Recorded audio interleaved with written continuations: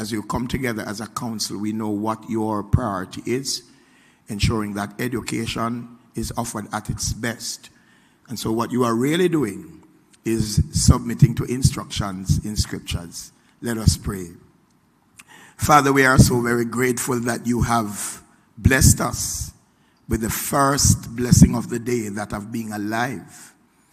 And we want to thank you that you have invited us, that in all our ways we must acknowledge you. And you gave us the assurance of your words that you will direct our path.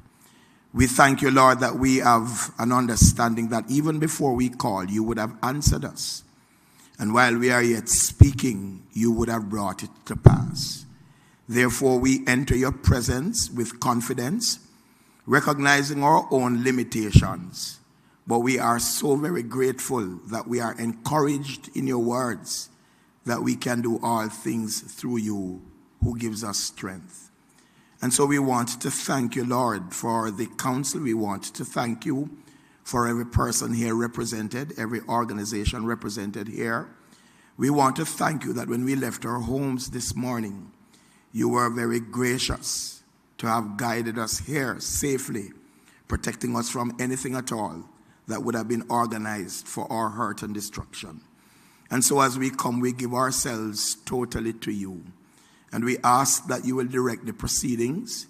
We pray that as we engage in conversation, and as ideas are passed, and as voices are heard, that you will be glorified. And whatever is done not just for the benefit of the council only, but for those whom we will serve in the capacity as students. We pray that you will give direction to Sir McIntosh as he guide the proceeding, and those who will sit on the panel, that you will continue to open their minds, Lord, as they have given themselves over to study. And we thank you, Lord, that they are giving quality service. May your name be glorified as they engage. And we ask that the time spent will be one that is very engaging, one that all of us would have benefited, and above everything else, that you will be glorified. We ask for your continued direction, not just for this proceeding, but as each person continue to serve in their different capacities, that you will enable, you will empower them to do that which you have gifted them so to do. We thank you that our prayers are heard, and we give the praise, the honor, and the glory to you, because that belongs to you and you alone. Through Christ our Lord, we say amen.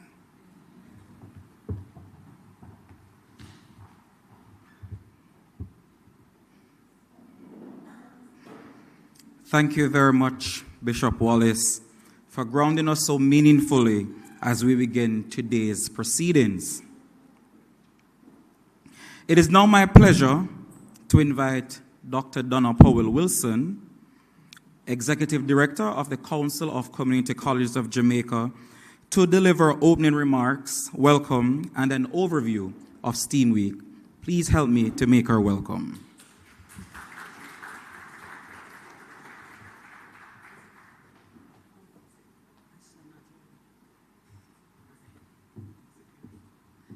Thank you very much, Mr. McIntosh. Kindly allow me also to stand on the protocols already established. Good morning, distinguished educators, researchers, innovators, industry partners, policymakers, friends of the tertiary education system. On behalf of our Chairman of Council, Dr. Gavin Daly, it is indeed my pleasure to welcome you to STEAM Week 2026. The Ministry of Education, Skills, Youth and Information, through its General Bulletin number 144, 2025, issued on December 15, indicated its intention to celebrate National STEAM Week from Sunday, January 25 to Friday, January 29. This national observance was to create public participation and to embrace a learning model that not only equip learners with knowledge, but with the creativity, critical thinking, and problem solving needed to thrive in a rapidly changing world. During this national observance, the CCCJ, an agency of the Ministry of Education, Skills, Youth and Information, and a thought leader in post-secondary education, will lead the tertiary education sector in discussions on how learning, innovation, and skills development can reshape Jamaica's future under the theme STEAM, Innovation, and Jamaica's Human Capital Transformation. At the CCCJ, STEAM is not only a collection of subjects. We understand STEAM to be a mindset rooted in innovation, collaboration, problem solving, impact, and adaptability. STEAM is about equipping learners to respond to real-world challenges, such as climate resilience, digital transformation, productivity growth, and entrepreneurship and workforce competitiveness. This year is especially meaningful for us at the CCCJ. CCCJ will celebrate 25 years of service to tertiary education in Jamaica and the wider region in 2025. Clap us. Thank you. For a quarter of a century, we have provided curriculum development, assessment and examination services, certification, and quality assurance that support learner mobility, institutional strengthening, and workforce relevance. But today, we affirm something deeper. Our responsibility goes beyond certification. The future demands more than content mastery. It demands critical thinkers, ethical leaders, creative problem solvers, digital innovators, and adaptable lifelong learners. Individuals prepared for not just today's job, but for tomorrow's opportunity. That is why STEAM is not an option for us at the CCCJ. It is a requirement. We are aware that Jamaica's development trajectory depends on our ability to align education, industry, innovation, and policy around the skills and competencies required for a rapidly changing economy. One shaped by digitalization, automation, climate pressures, and global competition. The tertiary sector, especially our CCCJ member institutions, all 10 of them, sits at the very heart of this urgent transformation agenda. Each program offered on the CCCJ represents not a single course, but a culmination of interrelated learning experiences designed to build technical expertise, applied competence, transferable skills, and professional identity. Taken collectively, the design, delivery, and output of the programs, that's 13 programs at the bachelor level, 11 at the associate level, 18 at the applied associate, 15 at the occupational associate, 2 at the diploma, and 5 at the certificate level, reflect core STEM principles. In fact, these programs either embed STEM intentionally or function as full STEAM ecosystems. Let me offer just one example. Our Bachelor of Science in Business Administration includes courses such as Management Information System, a STEAM-aligned course grounded in technology systems, data-informed decision-making, process innovation, and organizational effectiveness.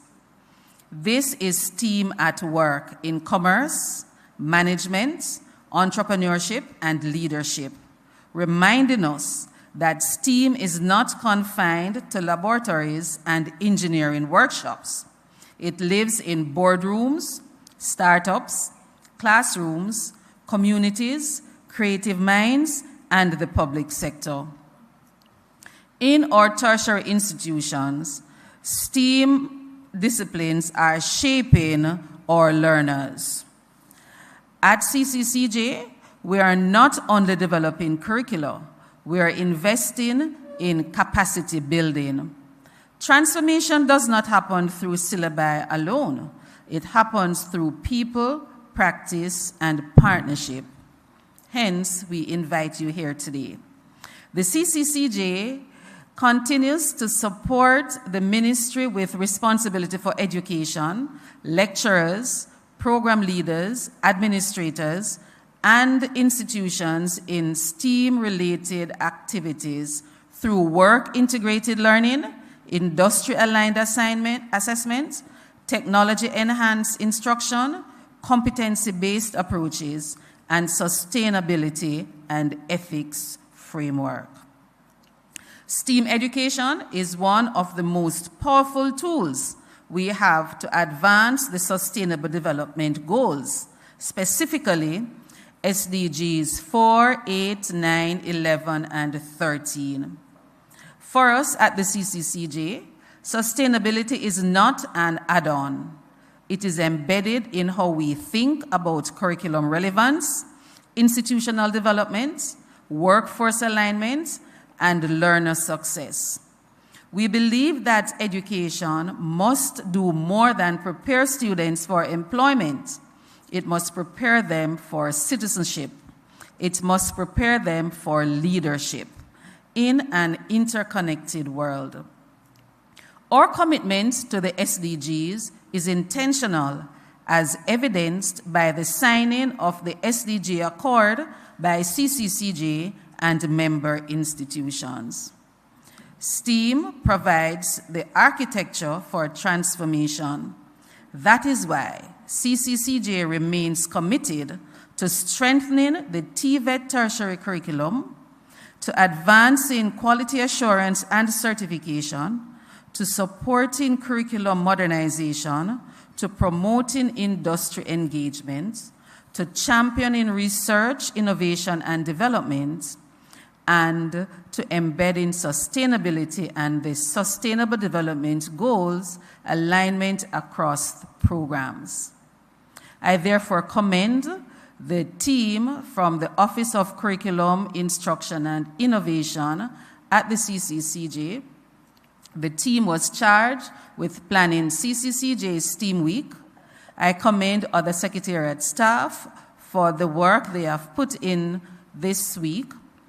I commend the principals, president of our member institutions, the faculty, institutions, partners, presenters, participants from other tertiary education sector for creating this platform for dialogue, discussion, disruption, and development. Your commitment to excellence, relevance, and impact makes STEAM Week both timely and transformative. Thank you for your time, thank you for attending, and thank you for your participation in STEAM Week 2026. I wish you a powerful, productive, and transformative day. Thank you.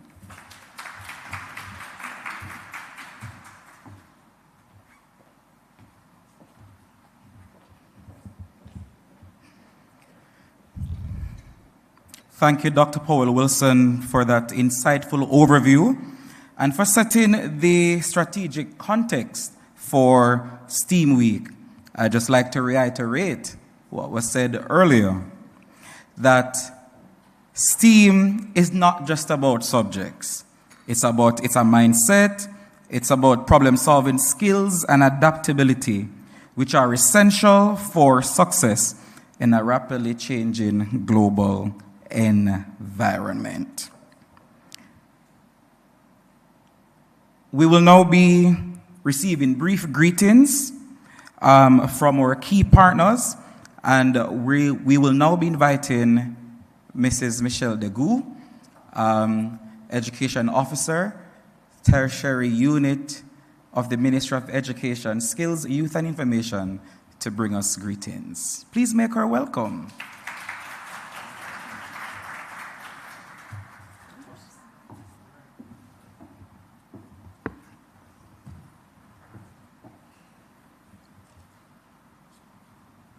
Good morning, everyone. Good morning, everyone. Good morning. Let me begin by extending warm greetings on behalf of the Ministry of Education, Skills, Youth, and Information, where we remain fully committed to the strengthening of Jamaica's higher education and training ecosystem. Permit me to acknowledge Dr. Powell Wilson, the Executive Director of CCCJ, our moderator, our distinguished keynote speakers, Dr. Davia Ramjeet, Principal of the Knox Community College, representatives of our tertiary and training institutions, members of the public and private sector, educators, students, innovators, members of the media, and all other specially invited guests. It is indeed a pleasure to bring greetings at this important National STEAM Education Week, public lecture and symposium. This week's focus on STEAM, science, technology, engineering, arts, and mathematics, is not simply about promoting academic disciplines. It is about shaping the capacity of our people, strengthening our national competitiveness, and building a Jamaica that can thrive in realities of the 21st century. STEAM education is one of the strongest bridges between education and development. It connects what happens in classrooms and laboratories to what is needed in workplaces, communities, industries, and our national economy. This is why your presence here today matters, because STEAM transformation cannot be achieved by educators alone. It requires a national coalition. From the perspective of the Ministry of Education, let me highlight a key point. Tertiary education is where STEAM becomes national capability. It is at the tertiary level that we deepen scientific knowledge, train engineers, develop technologists, support education, strengthen entrepreneurship, and build a research and innovation capacity that every modern country must have. Our teacher education institutions, community colleges, polytechnics, and specialist tertiary institutions play a central role in training the future of the workforce, retooling and reskilling adults already in the labor market, developing cutting-edge programs aligned with modern industry, and in ensuring that our national education system produces graduates who are not merely certified, but competent, adaptable, creative, and ethical. We cannot speak meaningfully about STEM without linking it to Jamaica's national priorities.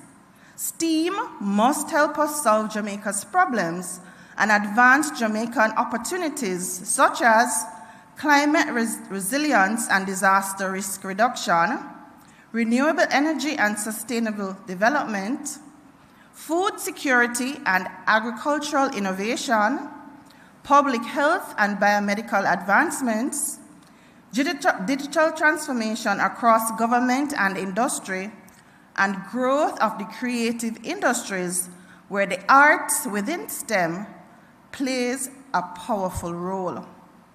In other words, STEAM is not just education, it is nation building. Real STEAM advancement must be inclusive. This means that we must ensure that STEAM pathways are accessible not only to a select group of students, but to rural learners, urban learners, students with disabilities, young women entering traditionally male-dominated technical fields, and adult learners pursuing second chance education and training. We must ensure that the STEAM ecosystem has multiple pathways: academic, technical and vocational, applied and industry-linked, and research and innovation pathways. Each learner must be able to find their place in the system and see a future for themselves. As we expand STEAM offerings in our tertiary institutions, quality must remain non-negotiable. We want more programs, yes, but more importantly, we want better programs, better aligned to labor market needs, grounded in sound curriculum standards, supported by equipped laboratories and learning spaces, strengthened through partnership within industry, and delivered by competent educators and trainers. And we must also continue that all innovations, new programs, new delivery models, and new credentials are developed without compromising quality. A call to action. Allow me to end with a challenge and an invitation. Let us use this symposium to strengthen what I call the STEAM pipeline and the STEAM ecosystem. From early childhood, curiosity to primary and secondary foundations, to tertiary specializations, to employment and entrepreneurship, STEAM must be a continuous national pathway supported by educators, parents, policymakers, researchers, corporate Jamaica, and civil society organizations like CCCJ. If we build this ecosystem well, we will produce not only STEAM graduates, but STEAM leaders, not people who will design solutions, innovate responsibilities, people who will design solutions, innovate responsibility, and lead Jamaica into a more productive, resilient, and globally competitive future. On behalf of the Ministry of Education, Skills, Youth, and Information and the Tertiary Branch, I commend the CCCJ for hosting this meaningful engagement. I wish you every success with National STEAM Education Week. Thank you, and I wish you a productive and inspiring symposium.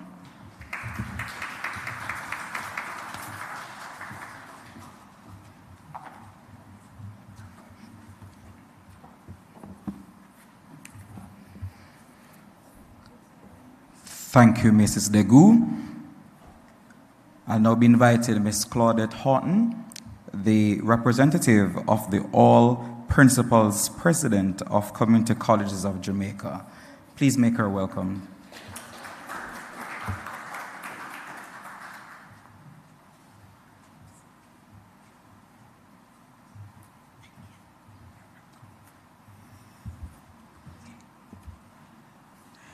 Mr. Jason McIntosh, moderator, please allow me to stand on the protocol already established. Good morning, distinguished ladies and gentlemen.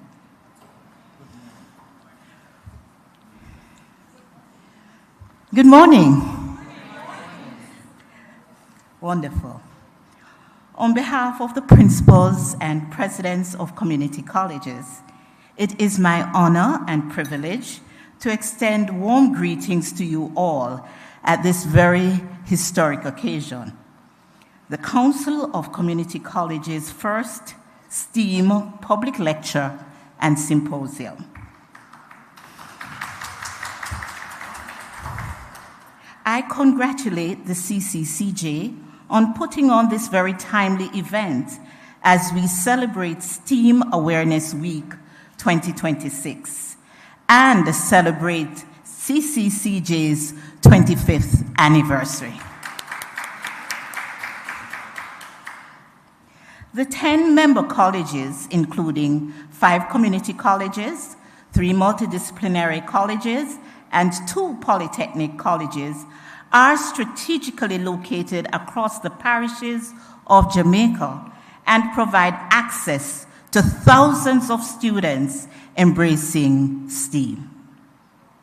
Today, we emphasize our commitment to preparing our students for the realities of a rapidly changing world, while ensuring that Jamaica remains competitive, innovative, and resilient. As principals and presidents, we experience firsthand the transformative power of STEAM education.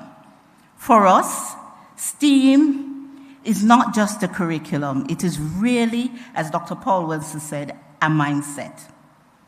STEAM encourages creativity alongside critical thinking, innovation alongside analysis, and collaboration alongside individual excellence. In aligning STEAM education with Jamaica's innovation and economic agenda, we at the colleges ensure that our graduates are not only employable, but we are also ensuring that they are creators of opportunities, they are problem solvers, and leaders who drive innovation for national development. We recognize that Jamaica's economic future depends on how well we harness the talents of our people, whether in renewable energy, digital technology, agriculture, health sciences, architecture, or the creative industries. STEAM education really provides the tools to unlock these possibilities. Community colleges are accessible, affordable institutions of higher learning, and we stand ready to be engines of this transformation, bridging the gap between education and industry, between aspirations and achievements. The APCCJ member colleges commit to continue our work within the CCCJ across our colleges to embed STEAM into the very fabric of our educational system, so that Jamaica can thrive in the global innovation economy. We are acutely aware that the future of Jamaica depends on how we educate, innovate, and transform today. We extend heartfelt congratulations and thanks to the CCCJ for spearheading this initiative. May this symposium be a resounding success. Thank you.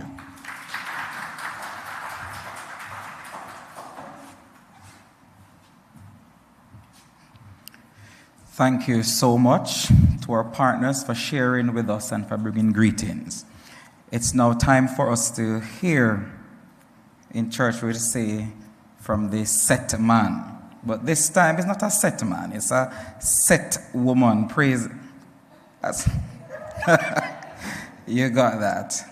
All right, so at this time, Mr. Lance Scott, our research officer, will be introducing our guest speaker today.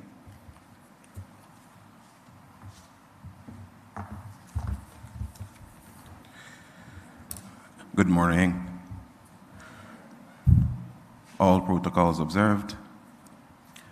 Dr. Ramjeet is an educator and leader with over 2 decades of experience in the higher education management.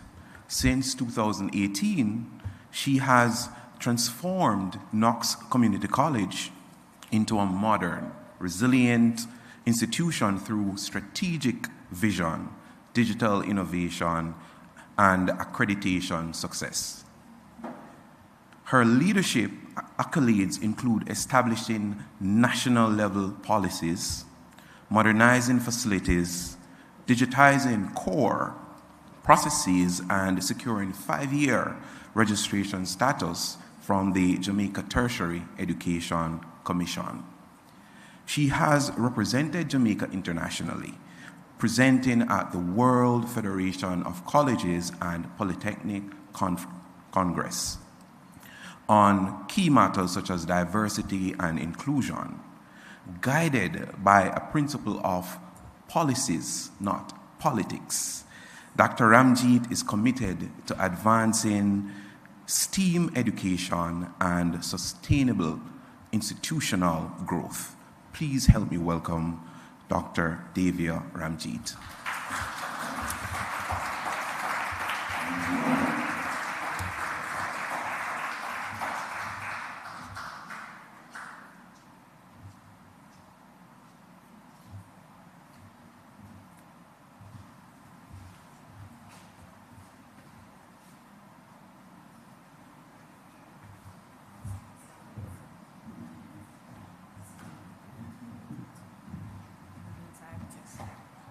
Thank you so much, Mr. Scott.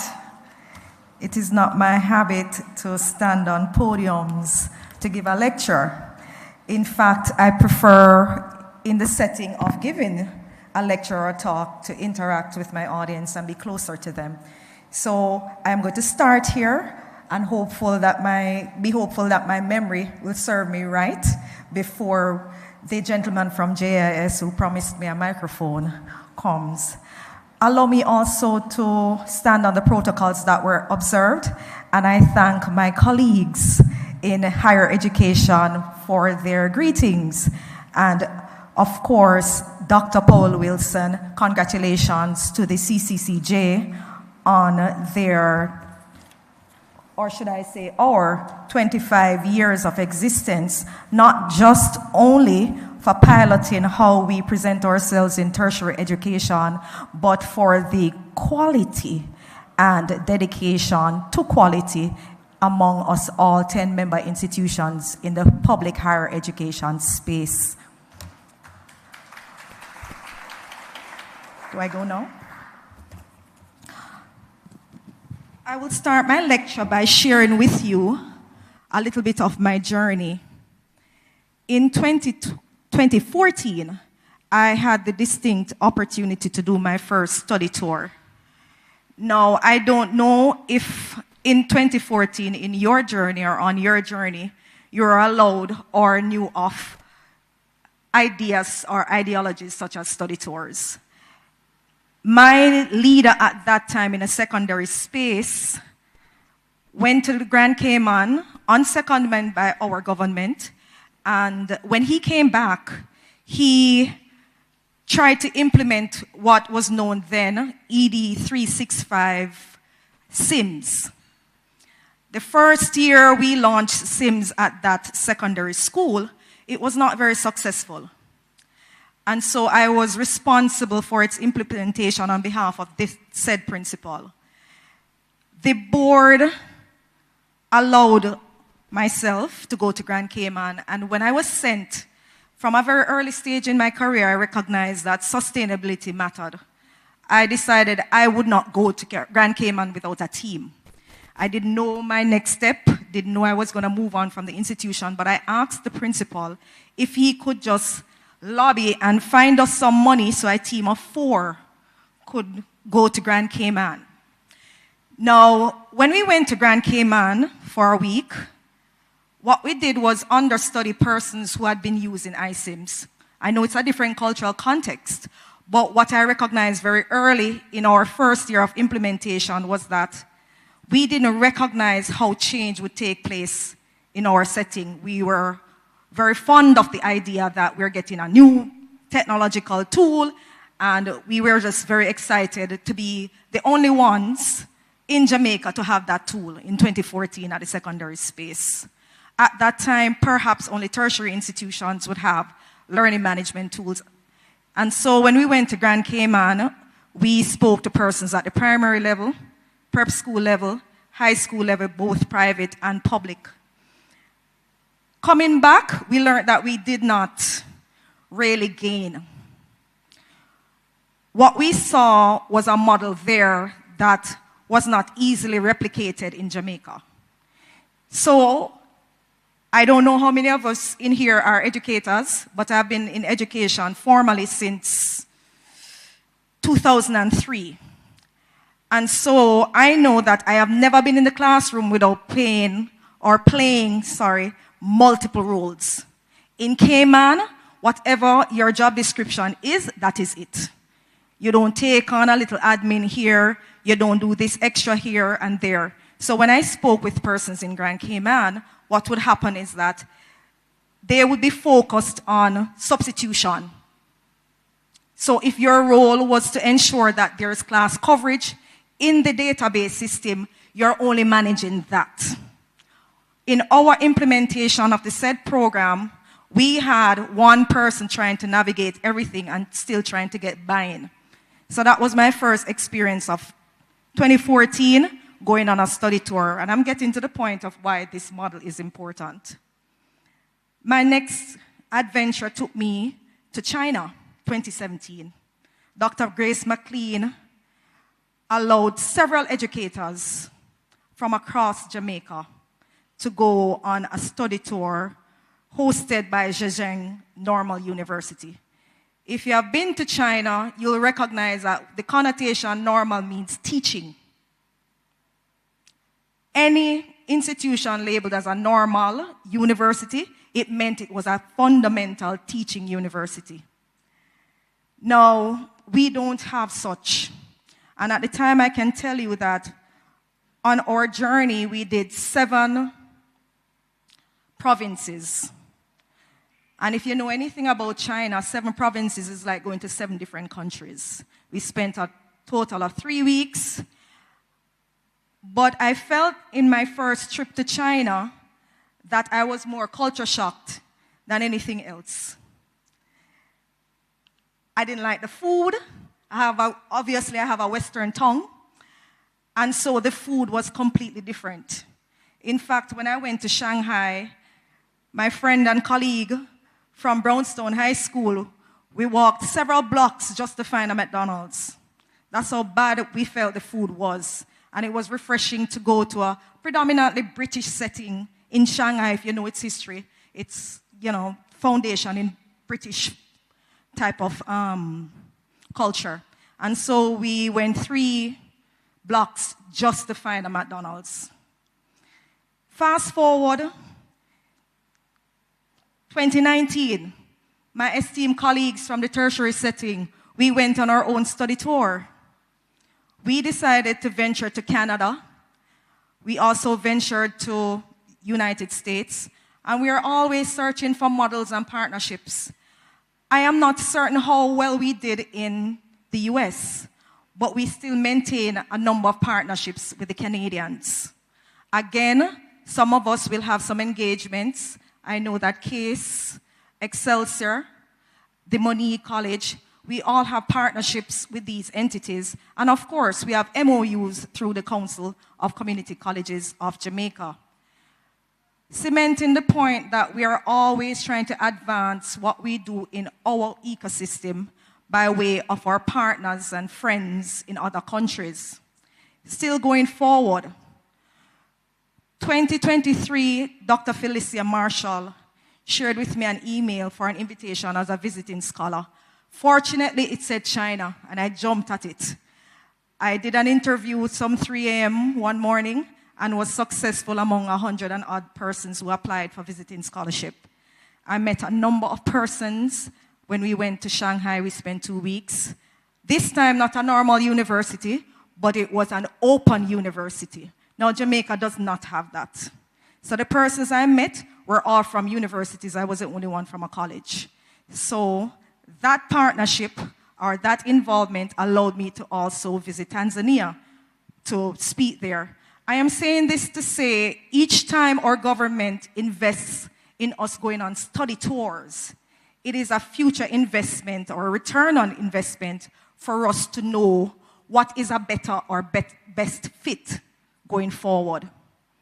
Now, colleagues, I'm happy to present to you that this particular lecture series is not necessarily about all the different study tours that I've been to, but predominantly which one stood out and which one I believe that we can replicate. So I know many a times when we think about a lecture, we're perhaps thinking of a scholarly conversation. I don't want us to believe that we're having a scholarly conversation. Despite the amount of doctoral degrees in the room, the experts are the persons in the classrooms who deliver lectures far better or more often than many of us in administration. So I'm not here to steal any thunder about lectureship. I'm here to share with us that when we think about a model for an ecosystem, we're not just talking about the experiences that we might have through research sitting in our own spaces. It can be lived experiences by traveling abroad. So we're engaging culture, we're socializing, and sometimes we have to really reconsider at what point in our implementation process the things become real. And again, for Mr. Scott who introduced me, I am very keen on policies, not politics. Across both governments of Jamaica, they have invested heavily in education. What I'm not keen on is how heavily invested we have been in recreating our ecosystem for the next 50 years. So like in many spaces, the political agenda may change, but we are at a point now we have to agree about the creation of an ecosystem that will transcend whomever is in power. And education is that one ecosystem that must be maintained across any political sphere. So thank you, CCCJ, for having me. Today my presentation will be about implementing STEAM education in Jamaica, lessons from the Chinese ecosystem model. Oh, where's my paper? Okay, great. Thank you. All right, STEAM, science, technology, engineering, arts, and mathematics. An essential component for Jamaica's socio-economic development in the 21st century. Now, despite this significance, Jamaica's education system currently faces several challenges. These include limited integration of STEAM disciplines across all levels of education, significant resource inequities between urban and rural schools, and of course, inadequate teacher training in STEAM methodologies and interdisciplinary approaches. When doing this particular research for this lecture, I looked at 3 peer-reviewed evidence. Happy to report that one came from the British Council, National STEAM Report in 2023, which emphasized that there was an urgent need for coordinated national STEAM ecosystem. So the UK system, in its first report in 2023, is signaling that there needs to be a more coordinated national STEAM ecosystem. The recommendation is that there needs to be a policy alignment and investment in teacher development. So even though we are not a first world country, we recognize that we are having the same first world issues as the UK. Very pleased to note that Jamaica College, one of the oldest secondary institutions in Jamaica, has a STEAM program. Did you know that? Ministry of Education, JIS, why don't the people know that Jamaica College has a STEAM program? Now they have a STEAM program report for 2023-2024. What this showed was that there was increased student engagement and improved teacher feedback. They also recommended that their model be replicated in other secondary schools. It would have been nice to see secondary principal among us to determine whether or not they have accepted, they have seen, they have some knowledge. I know they have 2 robust organizations, APVP and JASP. I am very hopeful that that is pending or being implemented as we speak. And finally, Esperagues, Gomez, and others in 2020 found that incorporating traditional Jamaican games into early childhood education enhances STEAM learning, supports culturally relevant pedagogy as a tool for engagement.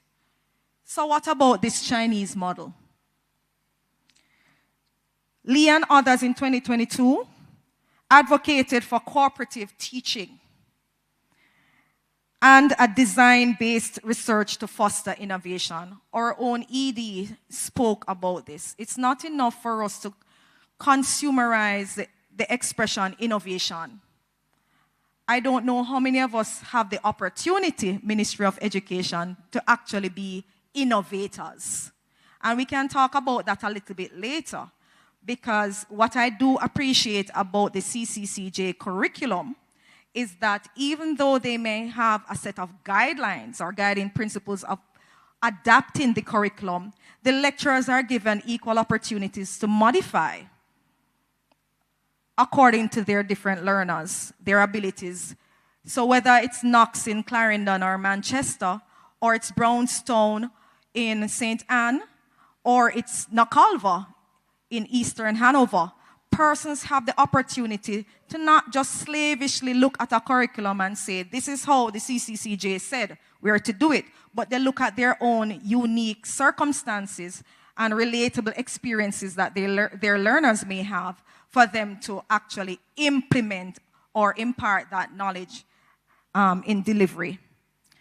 Hugh and others in 2021 introduced industry-linked models to B, to C, and to S. Anybody has ever heard of that concept? That's something I learned in 2017 that I think the world is seeing now about China. Everything is linked to business. Every single thing that is done on purpose through the government system is industry-linked. Business to consumer and to society for long-term sustainability. And we're going to talk a little bit about that because that's a core functionality of the ecosystem to which I'm introducing. Wang and others in 2018 spoke about the national alignment of STEAM with innovation and talent development strategies. Too often in our space, the narrative is about the learner. Very few, if I dare say, leaders in our space recognize that the learner is also the employee. And unless we develop the employee as learners, our learners who come to us for information may not adequately gain from us.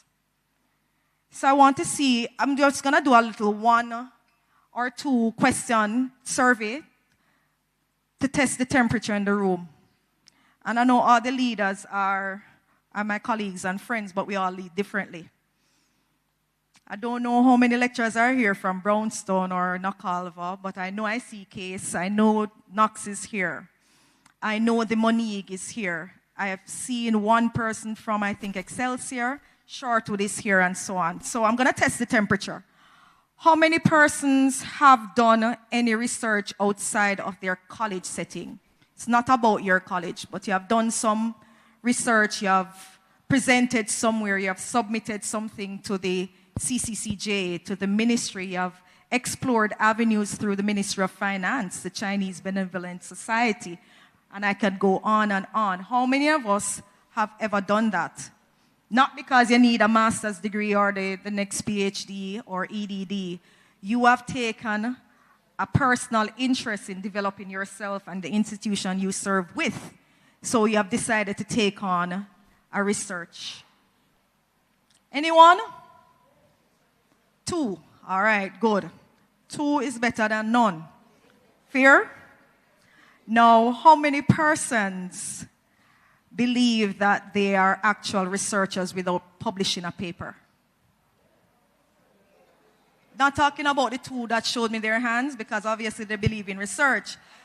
You are researchers without even publishing. Do you know that every single time you write a plan and you evaluate the set of students that you have, you're actually researching? Right? Now, my final question, how many persons have left the country and done some research that's perhaps transferable in your own space? 1. I have to talk to Mr. Isaacs, you need to go with some more. Right? So we need to invite the lecturers on the study tour. right? So I'll have to speak to PS and Dr. Benjamin about empowering more of our lecturers. Great. Now, back to Wang and others. We just spoke about the talent development strategies. Now, finally, and it's my favorite point, their research showed that government policy can drive systemic change.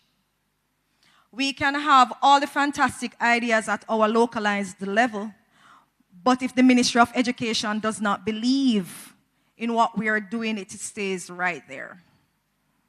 And if the APCCJ does not believe in each other's commitment to supporting the broader vision of our government, everything will just stay right at the CCCJ. Now let's compare China with Jamaica. I know it's an unequal kind of setting, but we have a bit of similarities. I don't want to go into too much history or into politics, but one credible fact that I can share is that we were both, I don't want to use the wrong word here, we had visitors. We had some visitors from the UK in our past, right? We had some visitors. I have to remain politically correct with this microphone. Now, let's talk about China. I want to say that China is one of the most mature when it comes on to the STEAM ecosystem. True or false? Why would we say that now? If you know the history since 1978, the dynamics of China has changed in the last 40 odd years. The modernization plan to open China is unmatched. And I can tell you that no amount of social media and the internet can prepare you for actually going. None. It's unmatched. Now, why is it mature? Why would we consider STEAM ecosystem in China to be mature? The industry and the government partnerships, simple. I know we talk a good talk when we talk about Dr. Powell Wilson empowers us through policy. You must have a board of study. Localized colleges, we create our board of studies. And we try to involve persons from the different industries to come and sit with us, converse with us, evaluate our documents with us, and so on and so forth. But I don't know about everyone in the room, but I can tell you from my experience, it's one of the hardest partnerships I know of. I know we'll listen to someone from the PSOIJ talk, and they talk about building relationships and so on. I don't know how purposeful it has been. I can't recall my banker, despite the millions that we have at their banks, coming to even have a conversation with me, let alone to sit with my departments, to say what is the problem at such and such a bank and what type of workers they are seeking from their own little base in our community. We don't have that conversation, let alone a policy conversation about how we can develop any constituency. Let me go broader. So we know when we are developing a constituency, we think about the schools, we think about the community development, we think about the different industries that can thrive and help to build better lives or lifestyle for community members. I don't believe at this point in time we have an ecosystem that really feeds into our very strategic community colleges. We are strategically located across Jamaica. We do not have that involvement, we don't have that partnership, and maybe this lecture is a call. It's a call for action for greater involvement of our partners. This is something that is very strong in China. Government and industry partnership. Again, there is emphasis on cooperative teaching and research-based practices. The national policies support innovation and workforce readiness, and we'll talk about that a little bit later. Now let's look at our own country. Thank God we are emerging. It's better than not being aware. So we're past the stage of being aware, and we're emerging, which is quite good. So we have from our ministry some STEAM initiatives, but unfortunately at this time it's limited because of our lack of coordination. And again, I thank the CCCJ for this initiative, because this is signaling that we recognize these limitations and we're going to do something about it. The teacher programs that we have, they are underdeveloped in STEAM areas. I don't know how many persons recognize that scouts come here to take our developers. Do you know that? They come to our fancy hotel in New Kingston. They call us from all over the country. They call us there for free. And they're scouting talent. There's a strong partnership again with the Canadians. They all come for our developers. I think we need a strategy to retain our own. And then finally, persistent disparities in access to resources and infrastructure. And if you're a teacher, you would have heard this from the day you started Teachers College to being in any classroom. I'm hopeful that Knox will not say that they're under-resourced. Now, what are the recommendations? And let us think strategy. Let us think strategy. Remember when I spoke about Wang, 2018, Wang and others argued that STEAM education must be aligned with national innovative strategies and talent pipelines.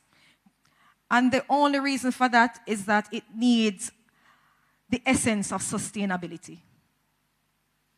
In China, this meant embedding STEAM into the country's broader economic and technological development goals.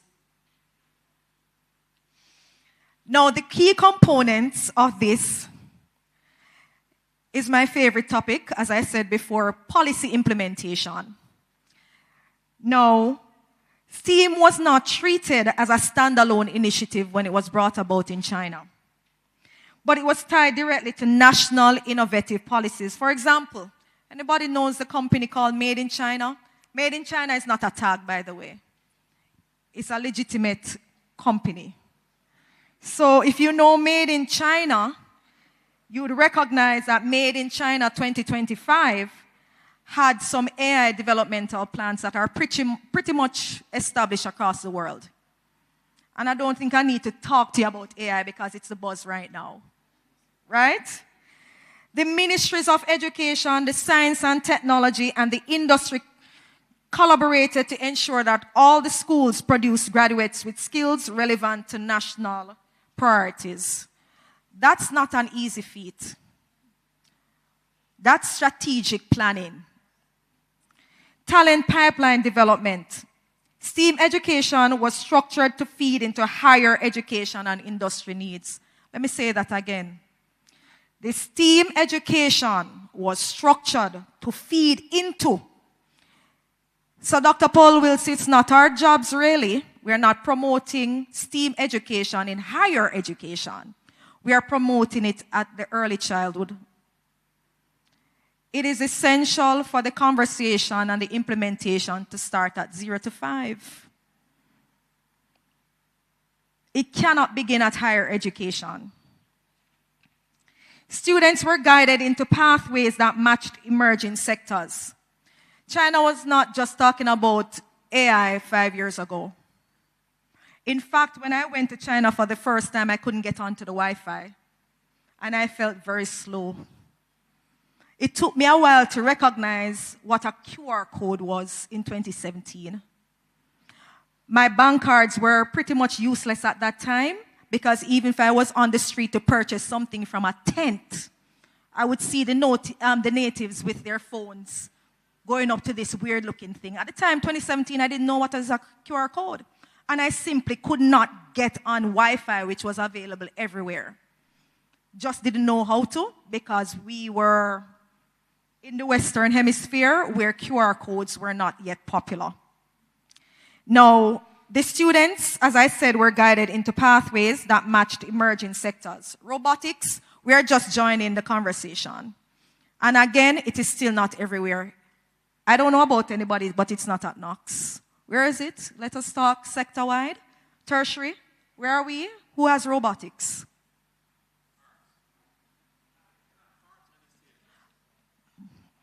Okay. Which high school has robotics? JC. What are we noticing? What is the trend here? Urban schools have robotics? Asking as a native. So who is feeding into the tertiary? Who is receiving? Heart?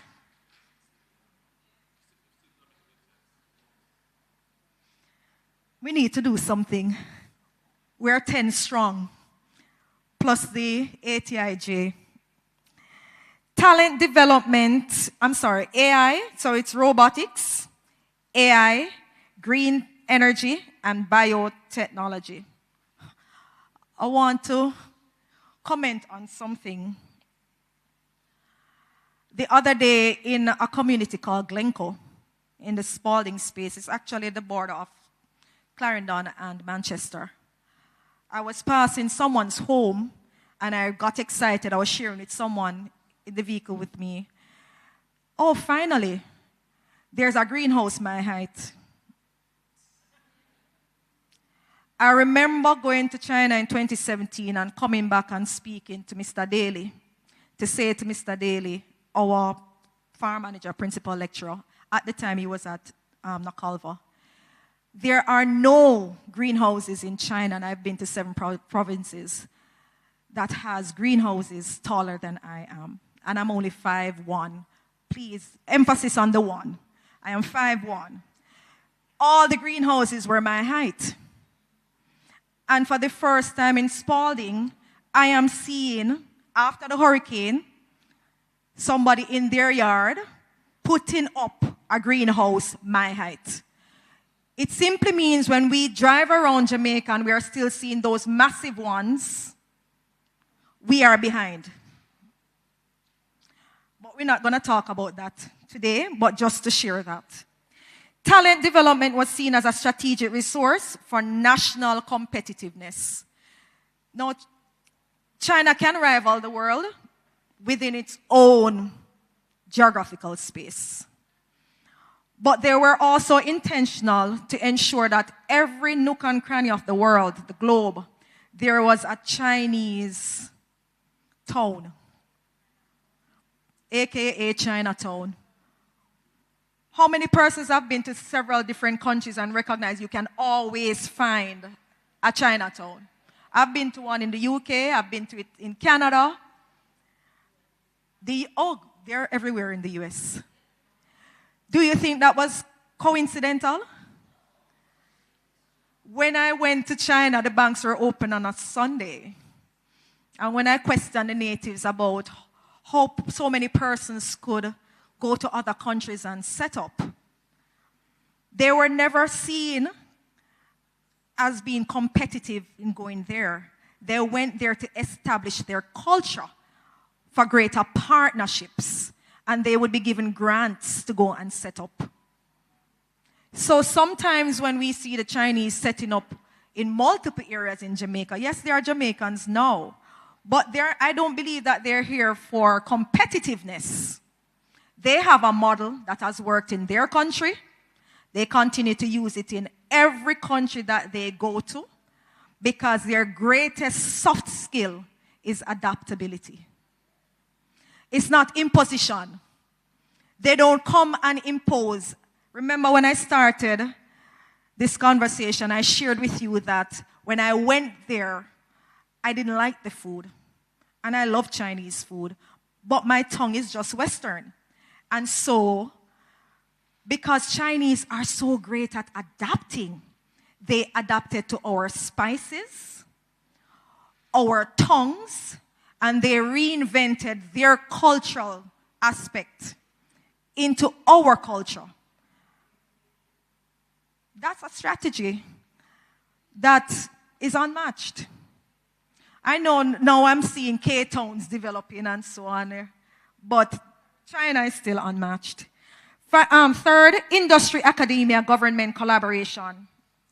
Universities, schools, and industries co-designed curricula and research projects. That's a model we saw in Canada. Ms. Horton, when we went to Canada, that was heavy in Canada. That's a model that the Canadians were using. We came back. We were bubbling. We wanted the ministry to really look at how we could have the government funding and policy support to strengthen this model. COVID came in 2020. I know our organization is doing another study tour, and I realize the JT has rallied onto that. We went to Singapore last year. This year we're going to Finland. But I am a little bit short and losing patience. We do these tours, we do the research, we have the experience in industry, but we continue to talk about it. And I feel that a lot of us are getting weary because the conversation cannot continue for so long. Too many of us have passed 2 decades in the system already. At this point, if I were in the military, I could apply for retirement. I'm almost the age of the CCCJ in terms of my tenure.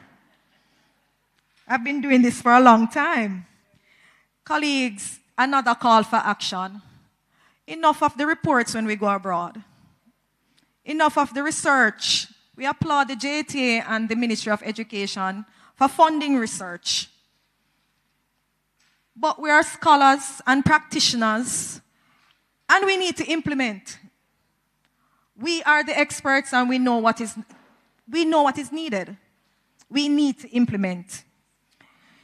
So we have the government provided funding and policy support, while industries offered internships, labs, and real-world problems.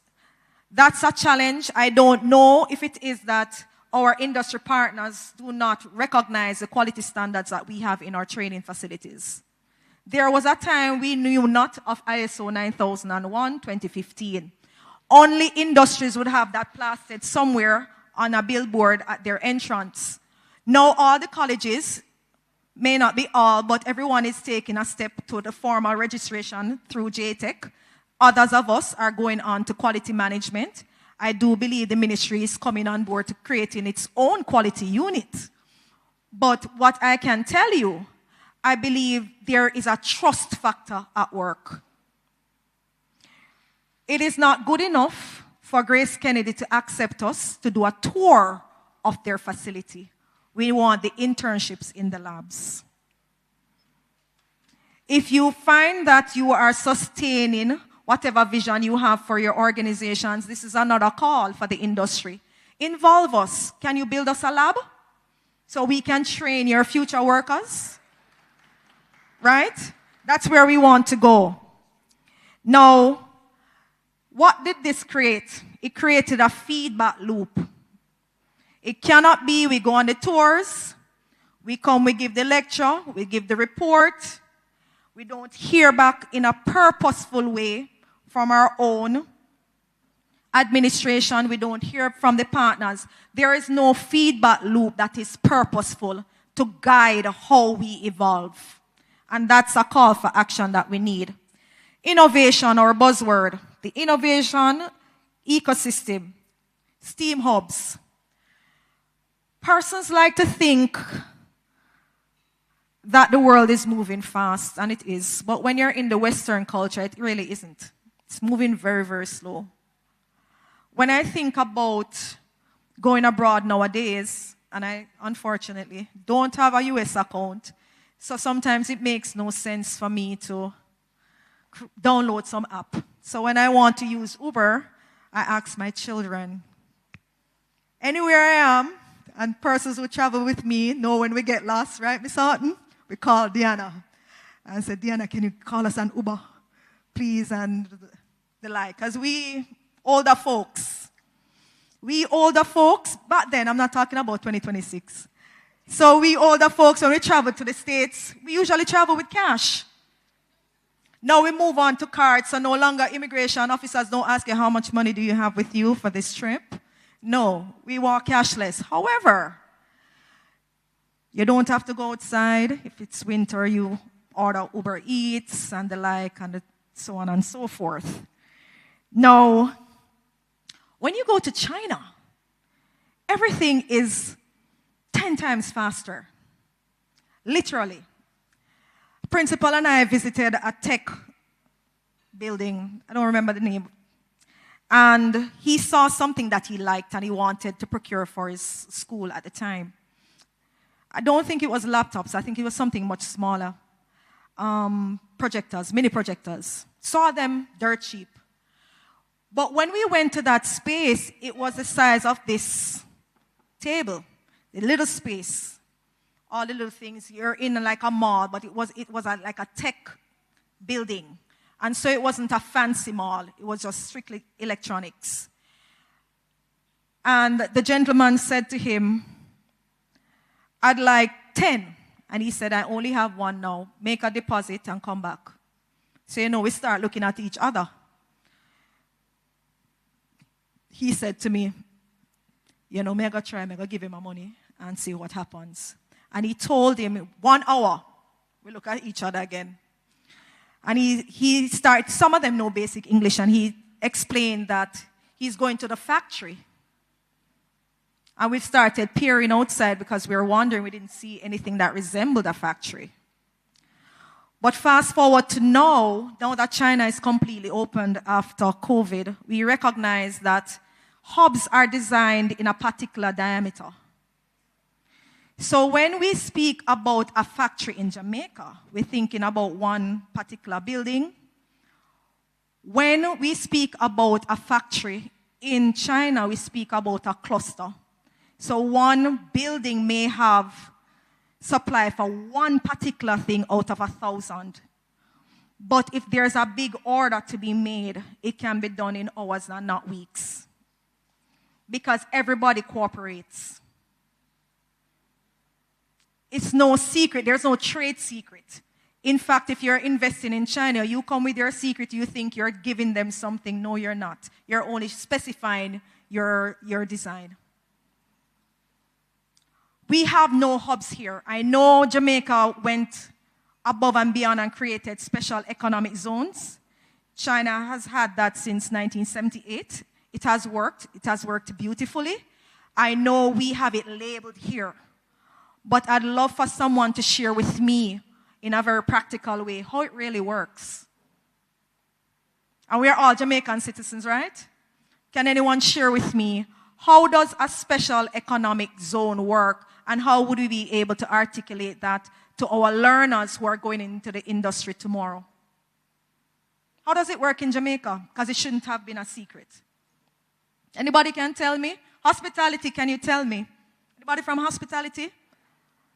Case, anybody from agriculture? Who can share with me one example of a special economic zone and how it works so that we can lecture about it and we can ensure that our learners are coming future ready? Right, Ms. Thompson? Future ready. Are they future ready? What is a special economic zone? What is it? We are in the beautiful is this St. Andrew or are we in Kingston? Anybody? This is St. Andrew. Good. St. Andrew. Right? So we're in St. Andrew. Where is our special economic zone in St. Andrew? No? None? New Kingston is a special, so it's a business hub? Would we want to say that New Kingston is a business hub? So we'll find the tech people there? What can we purchase there?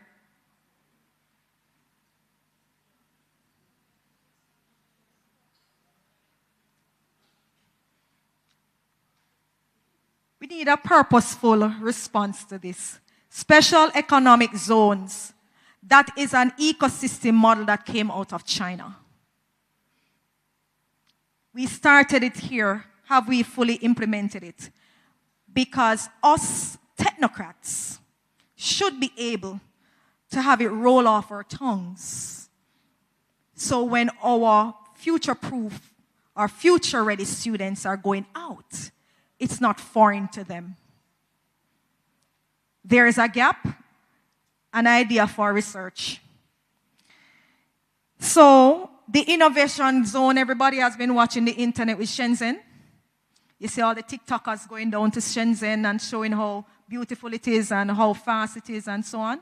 We don't know about Shenzhen, electronic hub for the world. Next strip should be there.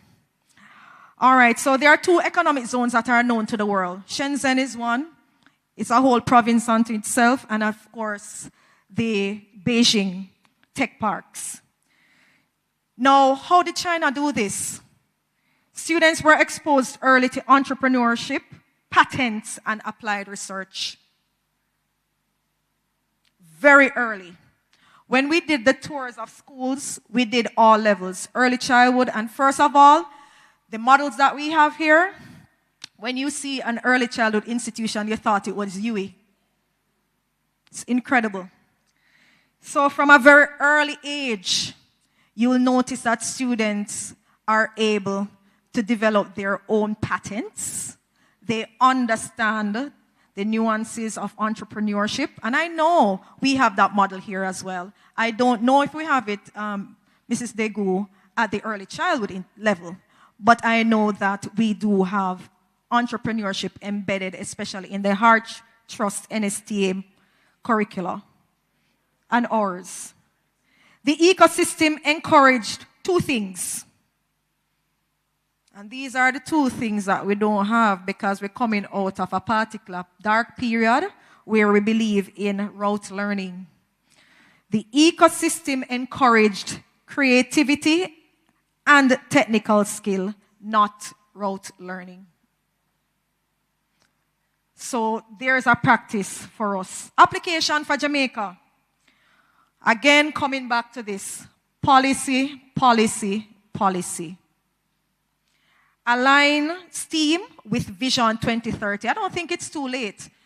Remember that we are past the awareness stage and we are now at the emerging stage. So we have a little bit of time. So for more policy integration, we can align STEAM with Vision 2030, Jamaica, and of course we don't leave out our brothers and sisters in the region. So our CARICOM innovation agendas. Talent pipeline. Focus on sectors where Jamaica has comparative advantage. For example, our tourism, technology, renewable energy, agriculture, innovation, and creative industries. Our collaboration, build tri-sector partnerships. Now, I was very disappointed when I came this morning and I heard that our minister, Wheatley, Dr. Wheatley, would not be present. It is time now we actually do some genuine partnerships across ministries. And I was really looking forward to seeing our minister. So, tri-sector, not just dealing with our own powerhouse of a ministry. We want to have tri-sector partnerships with the Ministry of Education. Of course, you know, Heart Trust is back in our ministry. Industries like JPS, Digicel, and Grace Kennedy. Innovation ecosystems, establish STEAM hubs in community colleges, linked to local industries and innovation centers. Why does this matter? This will ensure STEAM is not just an educational fad, but a driver of national development. This will create a sustainable workforce pipeline aligned with Jamaica's economic priorities. This will also build resilience by embedding innovation into education, preparing students for global competitiveness. Now for implementation roadmap. What are our expected outcomes? We expect through this initiative that there will be increased student innovation, creativity, and of course, employability. There should be stronger collaboration between academia and industry. And finally, a sustainable, culturally grounded STEAM ecosystem that supports national development. And finally, before I leave the space, thank you. STEAM education is a transformative force for Jamaica's future. Thank you for listening.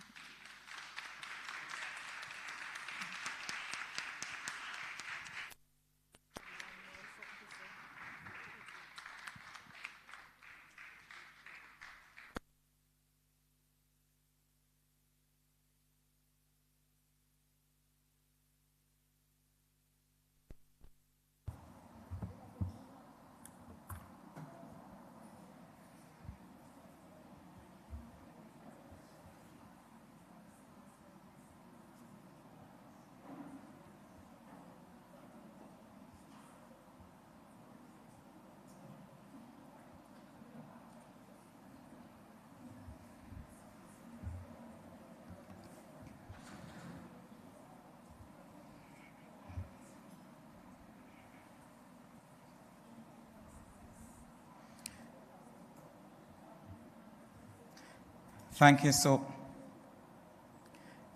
much, Dr. Ramjeet, for that powerful and also thought-provoking presentation. We appreciate the experiences that you've shared and how that model can be applied to our Jamaican context.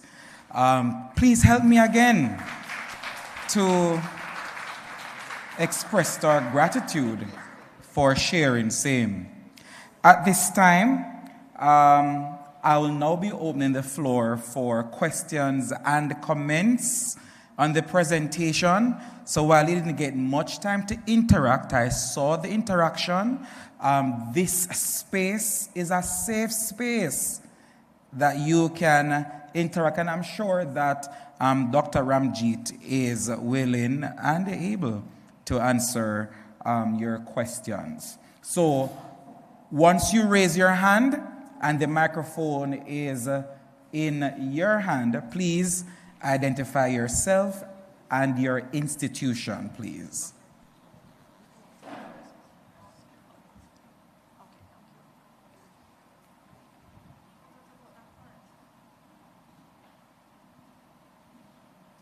Any questions? Or there's a hand to the left. Remember to state your name and institution.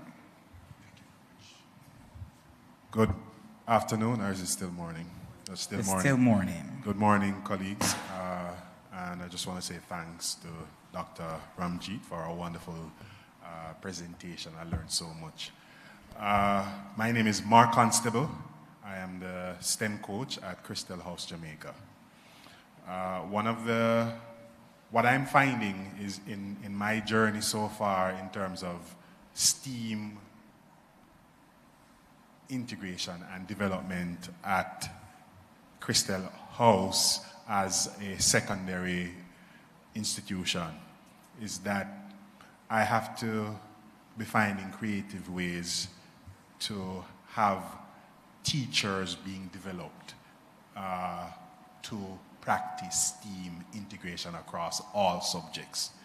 And I'm wondering if this is a direction where teachers' colleges would specifically train teachers to be able to teach, and this is all in all subjects now, to be able to teach using the STEAM methodology.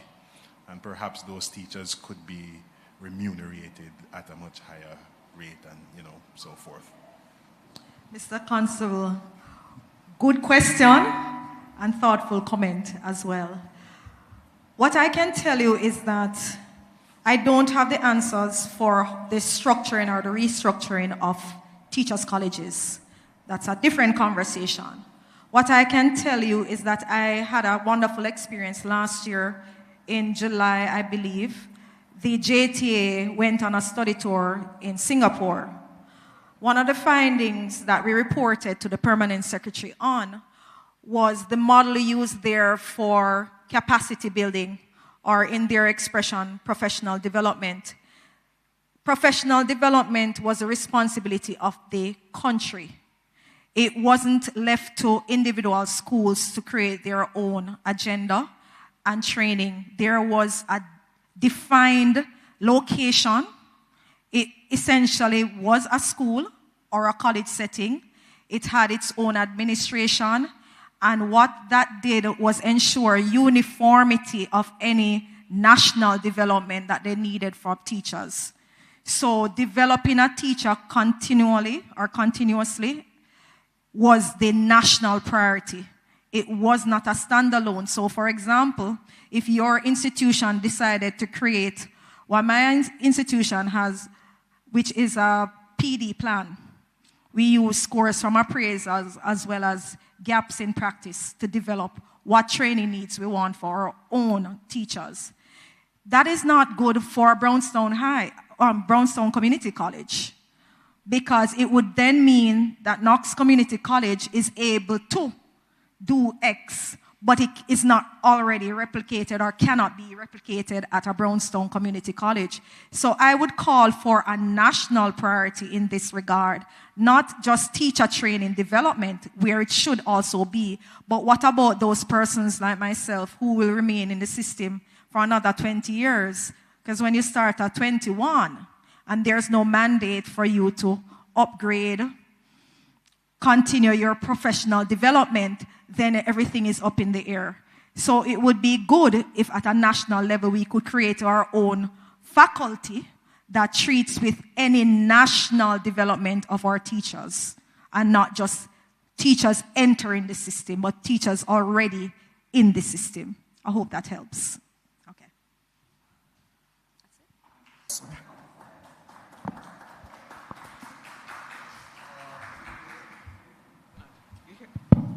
Are you hearing me? Okay. All right, good day.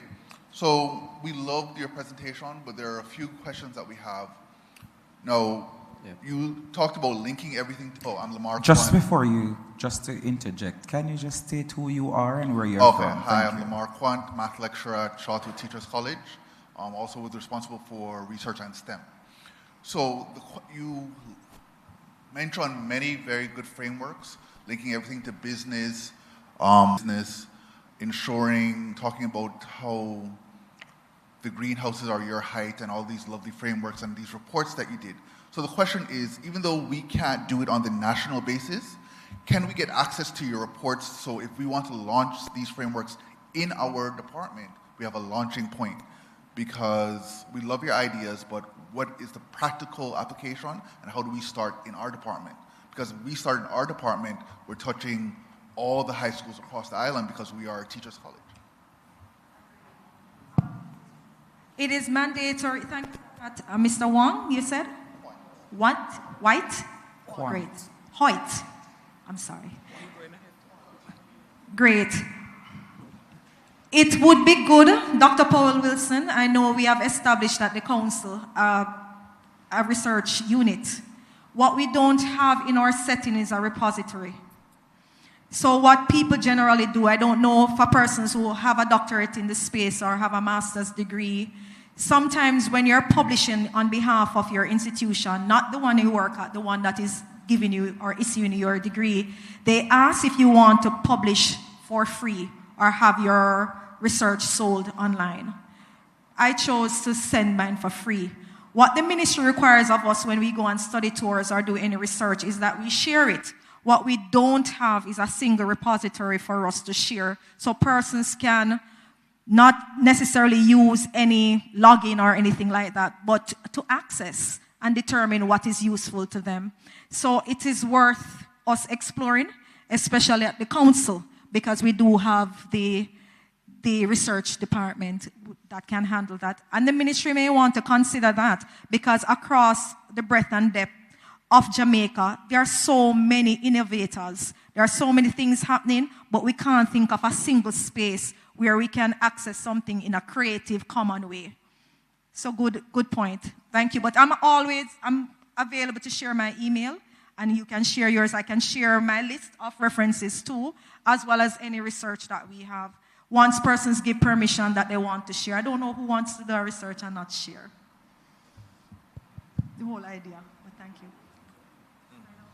Yes, well, this is the final question.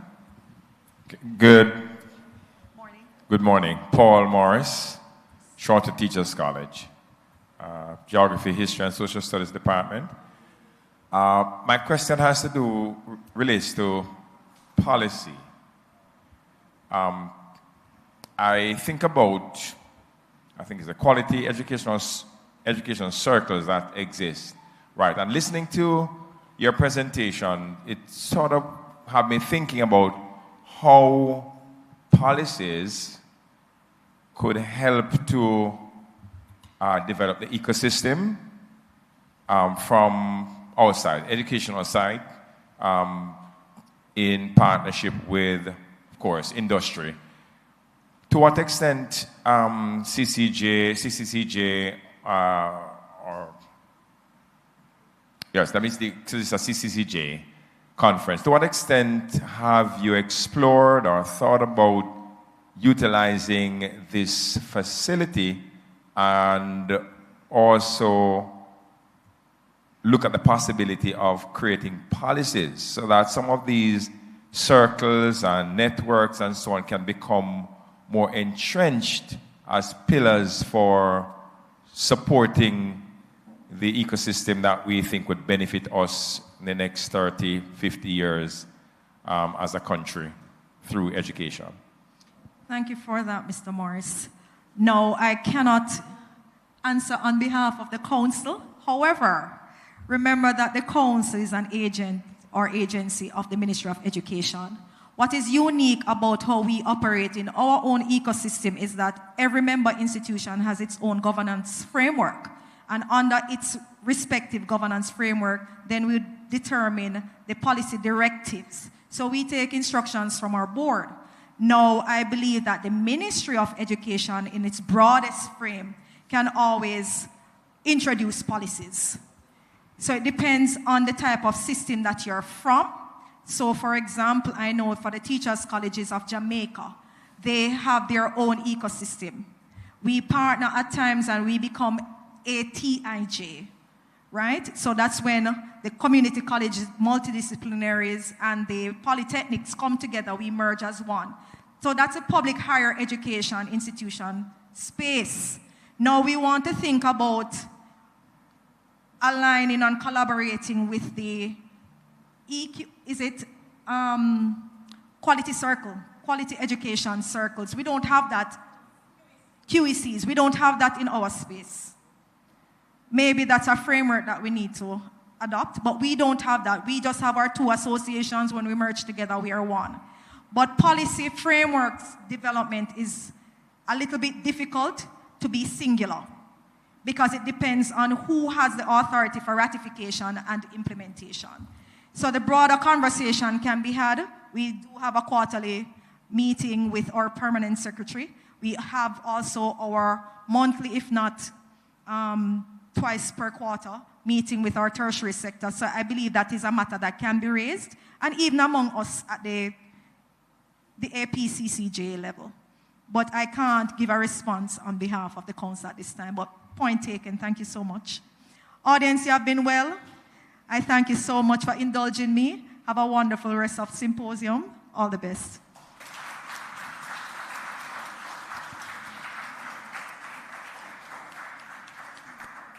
Thank you so much for those engaging questions and responses. At this time, we'll be taking a short coffee break, allowing us to just refresh ourselves, and we will gather here 15 minutes later. You may refresh yourselves.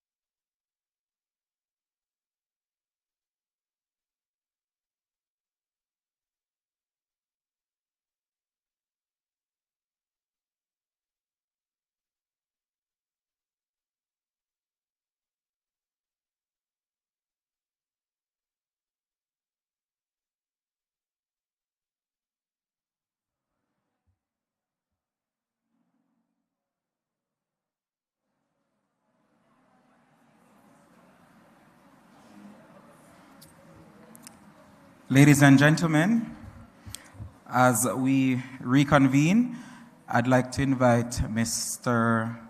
Carlisle Brown to make a presentation to our guest speaker, our keynote speaker, Dr. Davia Ramjeet.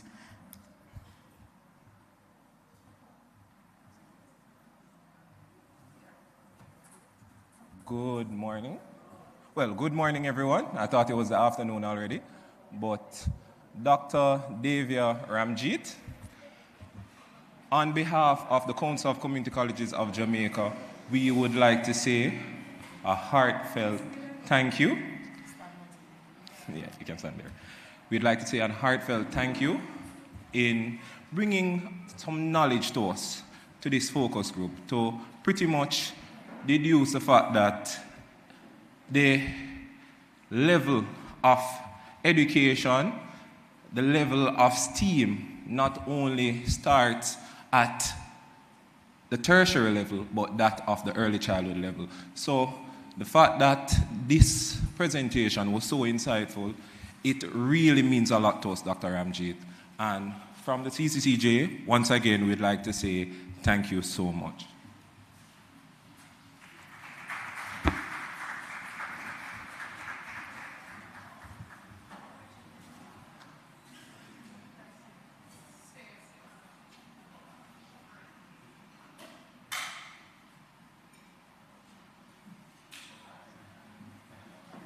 Thanks again, Dr. Ramjeet. All right, thank you so much, Mr. Brown. At this time, I just invite you to sit back and enjoy a creative presentation from the Excelsior Community College Performing Arts Group. Make them welcome, please. Thank you. Or make him welcome.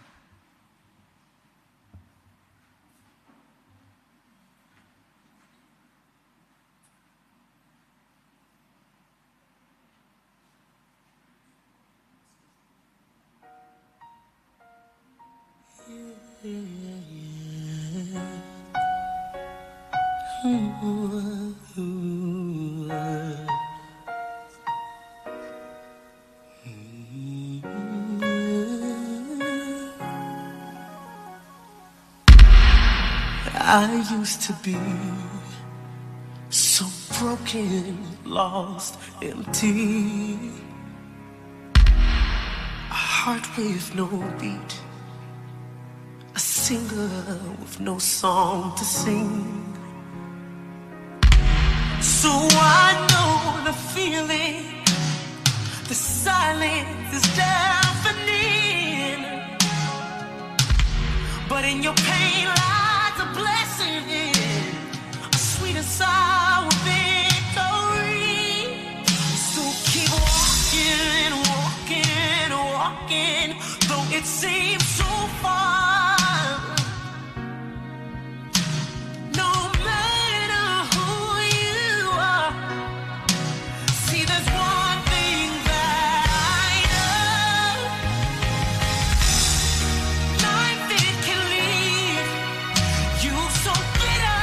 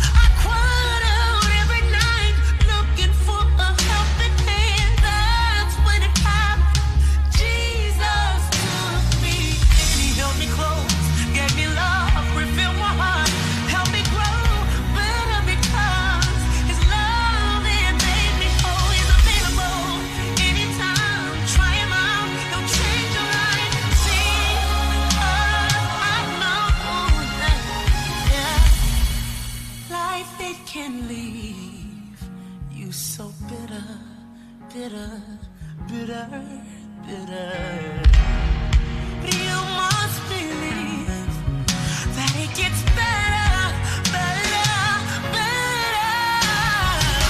Yeah, life it can't leave you so bitter, bitter, bitter, bitter. But you must believe that it gets better, better. Oh, it gets better, better, so much better, it gets better. If you only believe, so much better.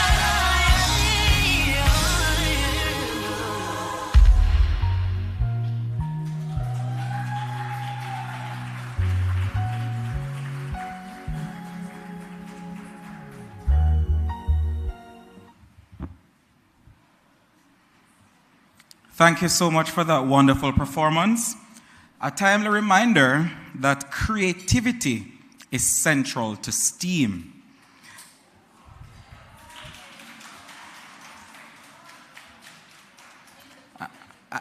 In the community college. And just in case you did not know that the CCCJ has an Associate of Arts degree in Performing Arts. And so therefore, for the principals who are here, if you have not yet applied to do that program, please ensure that you share same in due order. All right, let's give him another hand.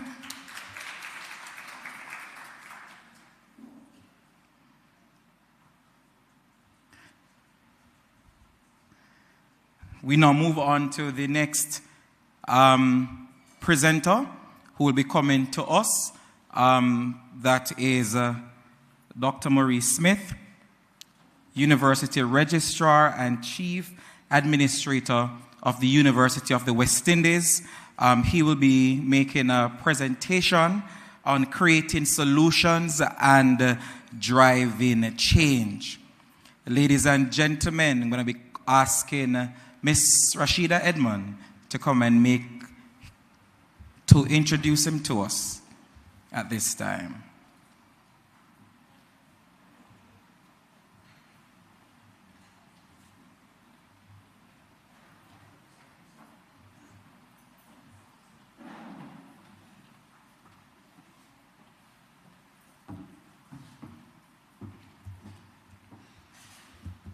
I am standing on the protocol that has been established. Good afternoon, ladies and gentlemen. Oh, good morning, sorry. Dr. Maurice Smith. Maurice D. Smith received his professional training at the Michael University College in Kingston, Jamaica. Having earned undergraduate and graduate degrees with honors from both Northern Caribbean University and the Nova Southeastern University, respectively. He is a Jamaica 2010 Fulbright Scholar who has read for a Doctor of Education with high commendation in educational leadership and policy from Howard University. Dr. Smith is credited with the establishment of Belmont Academy, Jamaica's first center of excellence. Having been previously engaged as a principal director of the National College for Educational Leadership, NCEL, he has in 2015 appointed permanent secretary in the Ministry of Education, Youth and the Information. Between 2017 and 2019, Dr. Smith was engaged as an international educational consultant to the World Bank, UNESCO, and the Organization of Eastern Caribbean States, where he provided policy and technical advice to governments across Latin America, the Caribbean, and the Middle East. He currently serves as University Registrar and Chief Administrative Officer of the University of the West Indies with its almost 50,000 students spread across 5 campuses and 17 countries in the Caribbean. He is chair of the board of New Covenant Bible Institute of the Caribbean, former chair of the All-American Institute of Medical Sciences, and a member of the board of directors, Youth Reaching Youth. Dr. Smith, who is a certified performance coach and a Commonwealth professional fellow in education, frequently addresses local and international conferences on matters related to educational leadership.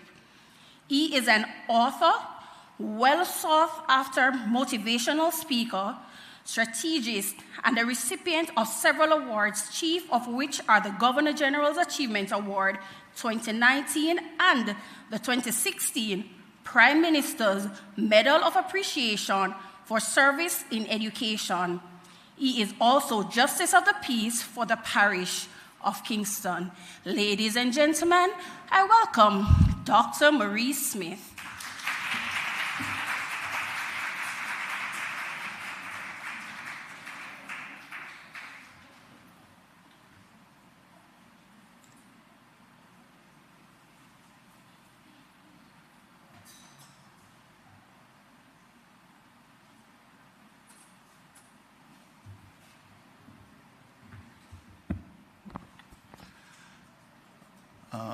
Mr. Chairman, our Executive Director, ladies and gentlemen, all good morning. Well, we're on the cusp, so let me say good afternoon. Let me wish for you all the very best for 2026. It's good to see each of you, some familiar faces. And yesterday I happened to have been elsewhere and said to the persons there that when we say it's good to see each other, it really is not a cliche. I don't know how many of you saw the news item yesterday where this person went to church on Sunday and died in the building. So let's not take it for granted. It's already the end of January and 2026 is racing away. Thank you for the invitation to share with you today. You have positioned me at a precarious place in the day. I'm standing in between this presentation and lunch, and I have been assigned 30 minutes, which I think is a little bit too much time, but that's okay. I never not accept an invitation from the CCCJ. I have been asked to do a pep talk, a motivational speech, if you will, on the theme creating solutions and driving change. Now, the thought crossed in my mind as to who are better drivers, women or men. I will leave that as a rhetorical question, primarily because there are more women in the room, I think, than men. Statistics, though, say that women are deemed to be better drivers only because they are involved in less fatal accidents. It's interesting to see a woman reverse. Let me leave that alone. Last week, Monday, I decided to attend the funeral of two colleagues of mine who had lost their dad a few weeks ago.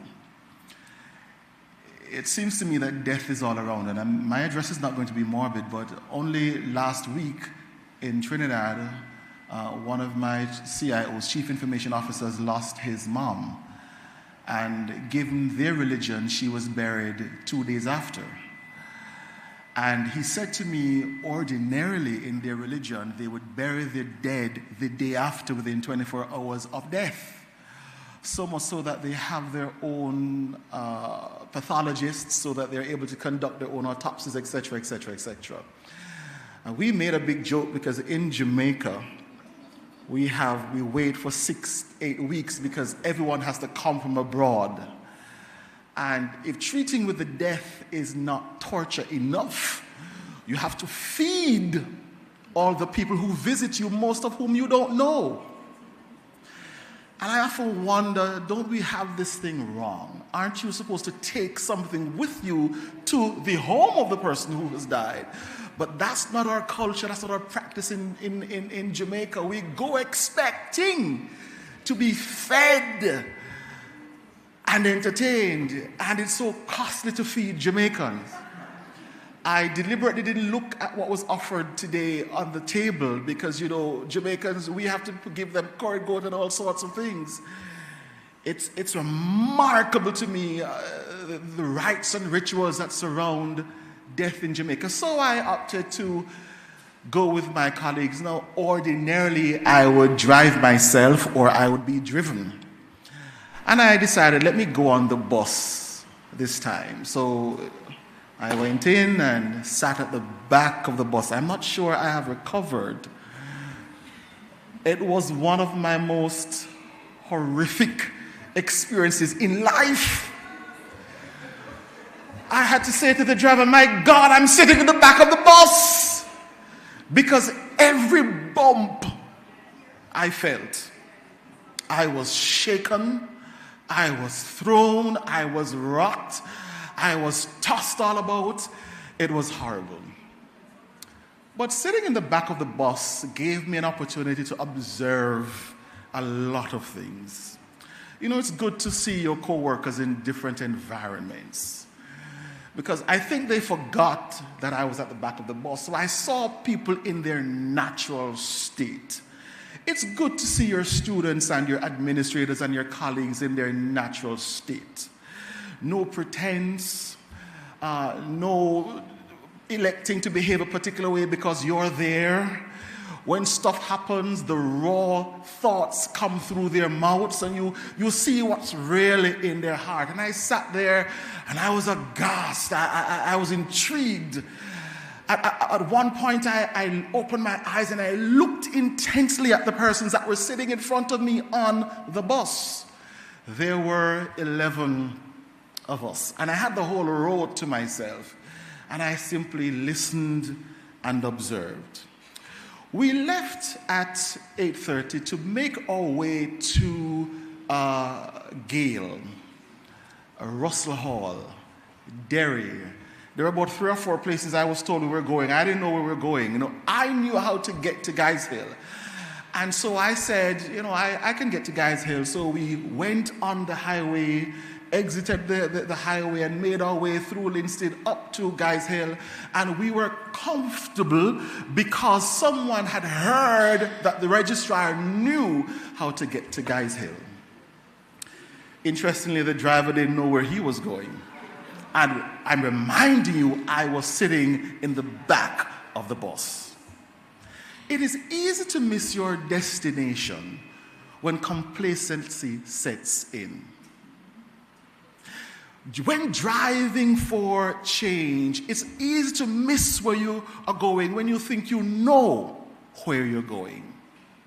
And so we got to Guys Hill and we exited. We got to Guys Hill and we got to the highway and we exited and we made our way to Guys Hill. And there were many questions asked. Who is the member of parliament for this area? Because the roads were just horrendous. And I said, well, don't get into that, because if the roads were important to the people, they would have not voted how they voted because the member of parliament was returned. So let's not have that discussion. Those things are not important to Jamaicans. What's important to Jamaica is you can fill their belly with curry goat. That's what's important to you. So let's not talk about those things. By the way, I note the silence in the room. That's fine. So we set out to go to Guys Hill. And when we got to Guys Hill, we simply realized that we were lost. Remember, we left out thinking we're going to Gale. Somebody said Derry. Somebody said Russell Hall. It was a Seventh-day Adventist church, and we had commented that we were, in fact, when one of my co-workers called me, they said, oh, no, man, we'll get there by 9:45. We're going to be early. We didn't get there until 12 o'clock. because we got lost about 4 or 5 times. I'm not exaggerating. We got lost about 4 or 5 times. And so at one point, someone pulled out their phone and said, let me Google this thing. Let me map this thing. But on the map, every time we got to a road that on the map suggested that we turn left, by the time we got there, the road disappeared, so there was no left. You must leave destination with an objective in mind. If we're talking about driving change and creating solutions, the question I must ask you is, what is your objective? Regrettably and unfortunately, colleagues, many of us don't know the answer to that question. What are you trying to achieve? Where are you going? What's your destination? How do you plan to get there? What is your purpose in life? We cannot drive change on the outside if we are unable to determine and manage change on the inside.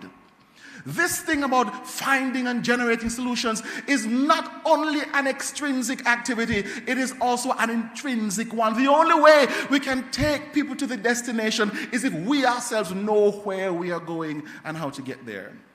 And can I dare suggest that we cannot take people to a point to which we have never been. We cannot drive change and create solutions if we ourselves are not change makers or solution oriented in our thinking.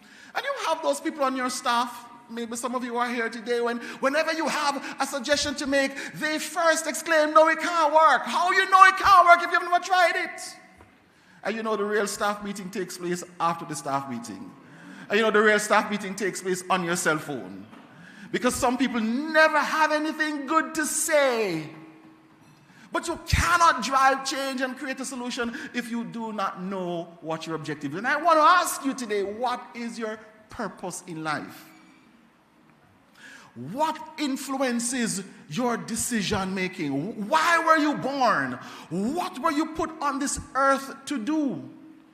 Why did your mother meet your father? Why was that zygote created? Why did you not die? Why were you not aborted? What is the reason for your existence? That if you don't do this thing, it will not get done because this is your mission, your purpose in life. What is your objective?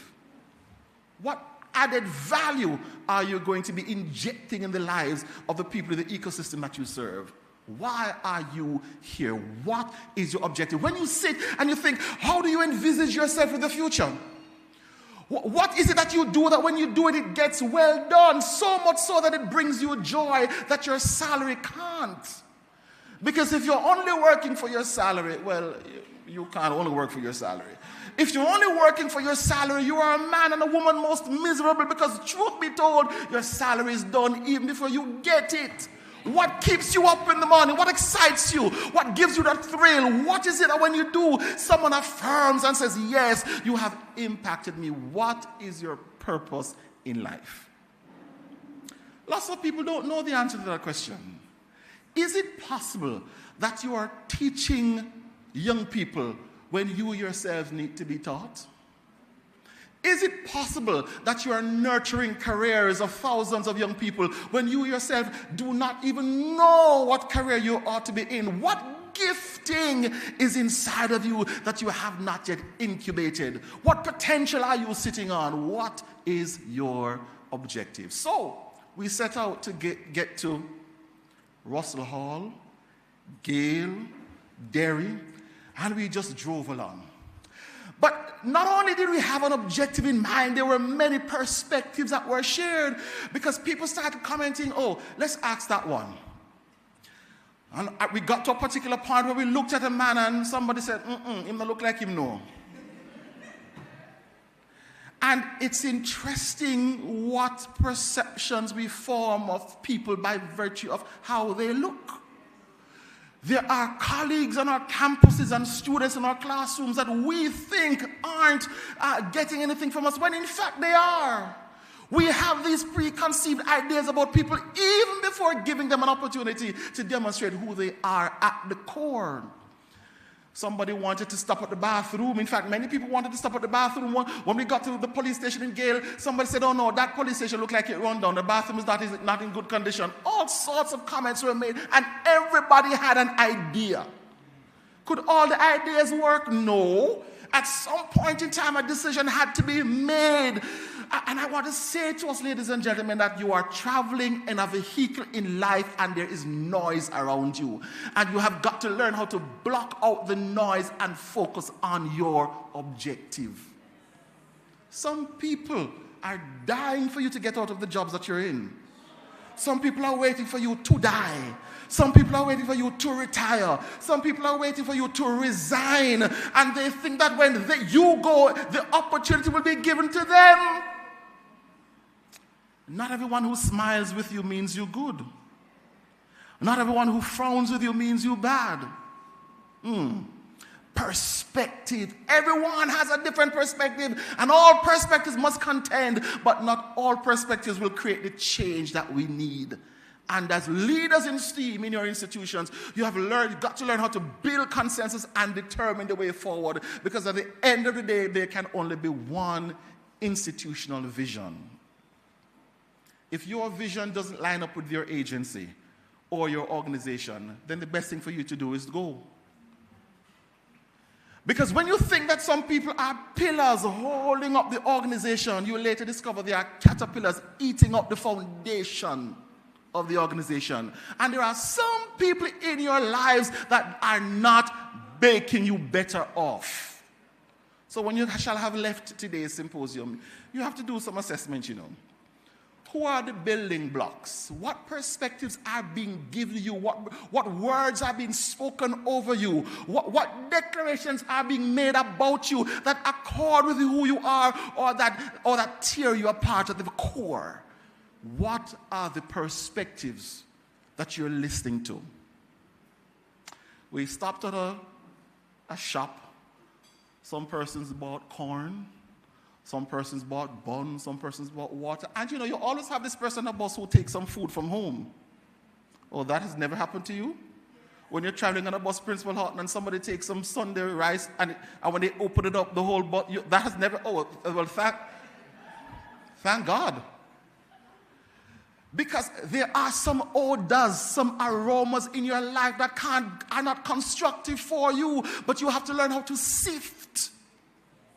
You have to learn how to navigate the spaces. You have to learn how to manipulate the perspectives, because not all perspectives will get you to your destination.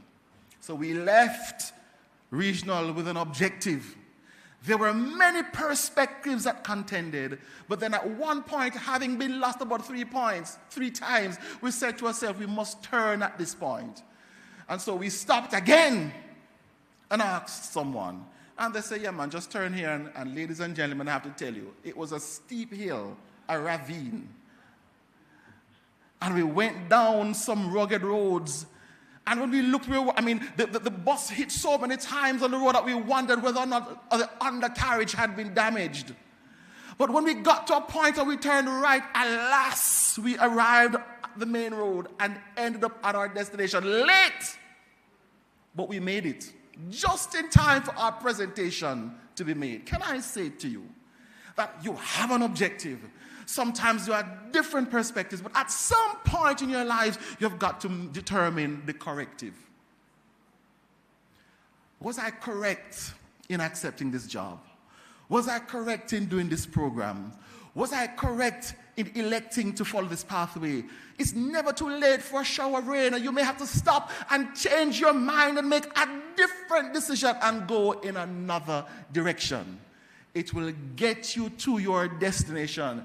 And, it's better to be late than to be absent.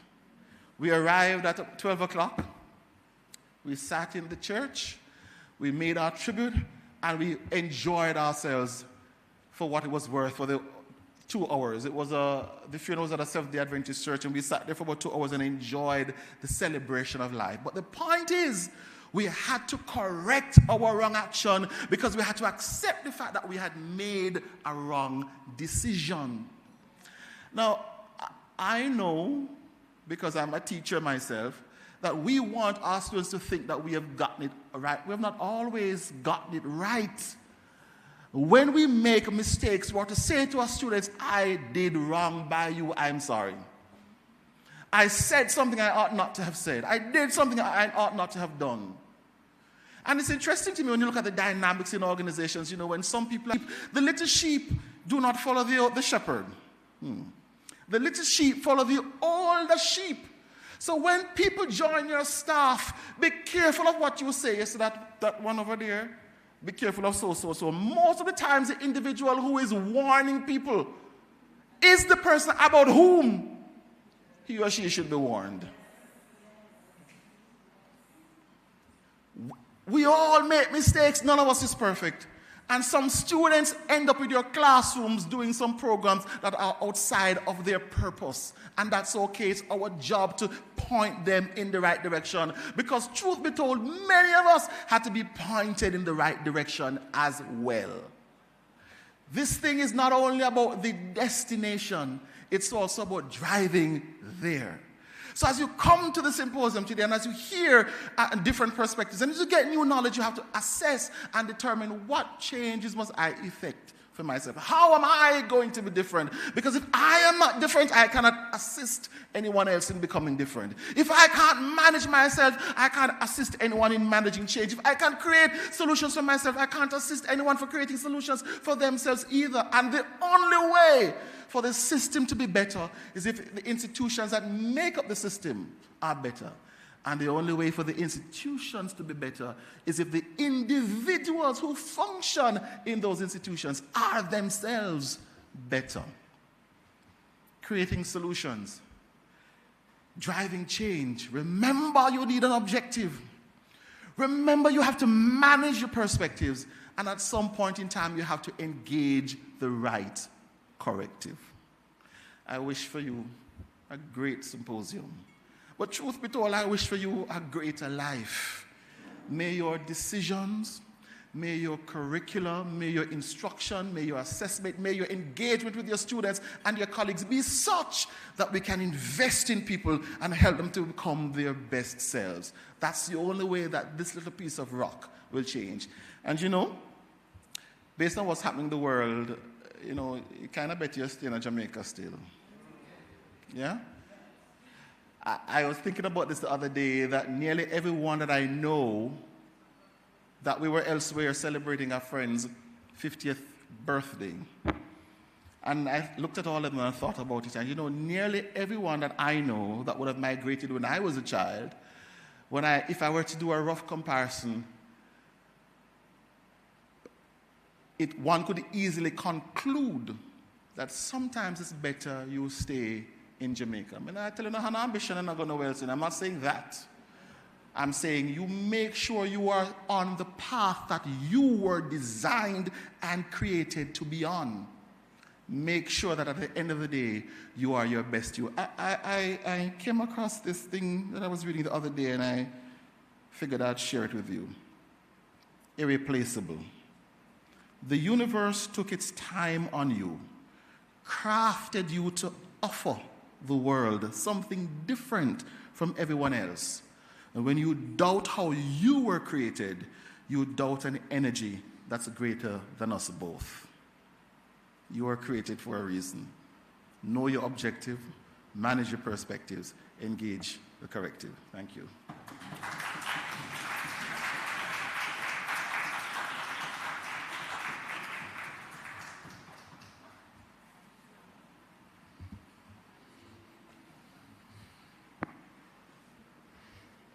Dr. Smith, thank you so much for that compelling as well as a practical perspective on how we create solutions and drive change.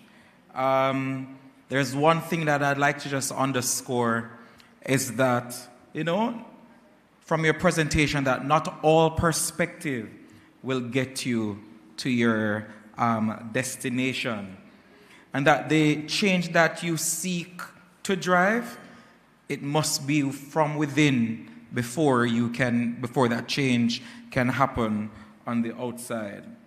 And it's germane that we understand and know our purpose.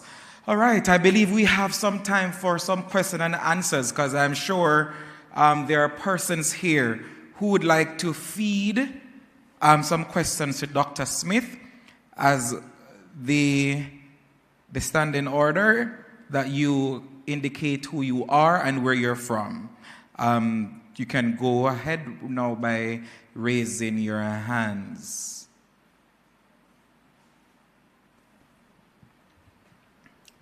It could be a comment.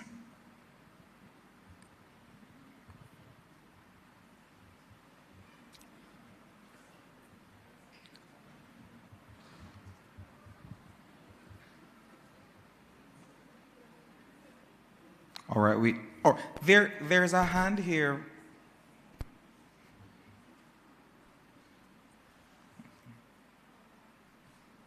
Thank you.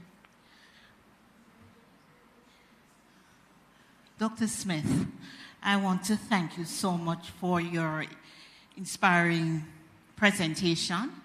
I think you have a number of us thinking deeply, and that's probably the reason for the quiet at this time. You have allowed me to reflect, and I'm thinking that what you said really hit the right chords. But could you share with us, if it is that you discover that you are at the wrong place and you need to make a change, how do you go about it without making it appear as if the place is the problem?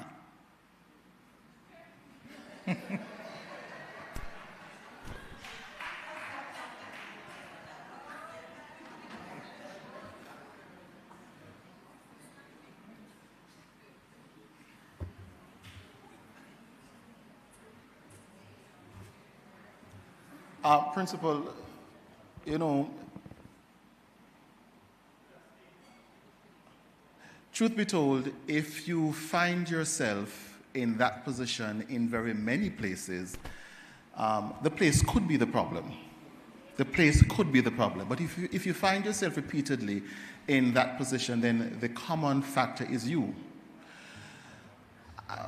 And one of the things we have to do is to be honest with ourselves. Now, if we go to the doctor and we give the doctor the wrong information, the diagnosis is going to be ill-advised and the treatment is going to be ineffective.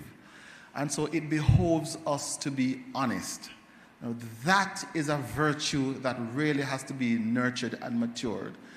We get upset when people tell us the truth, but most times people aren't telling us something that we do not already know within. So it requires a certain level of vulnerability to say that we can learn from anyone and that the perspectives are different, but you have to check in with yourself to see what is it that I need to do differently. So it requires introspection, it requires meditation, it requires reflection, it requires honesty. So if you get to that point, one of the things I encourage people to do is to get the thoughts out of your head and to get a sheet of paper and write it down. What are the pros, what are the cons? Face the reality, make the research, get all the information you can and determine your plan of action. But it starts with that willingness to be true to yourself, to thine own self be true. It starts with that vulnerability to say that I am not where I ought to be or I'm not who I was designed to be. And the only way to become better is to accept the truth and start with yourself. So that's how I would respond to that.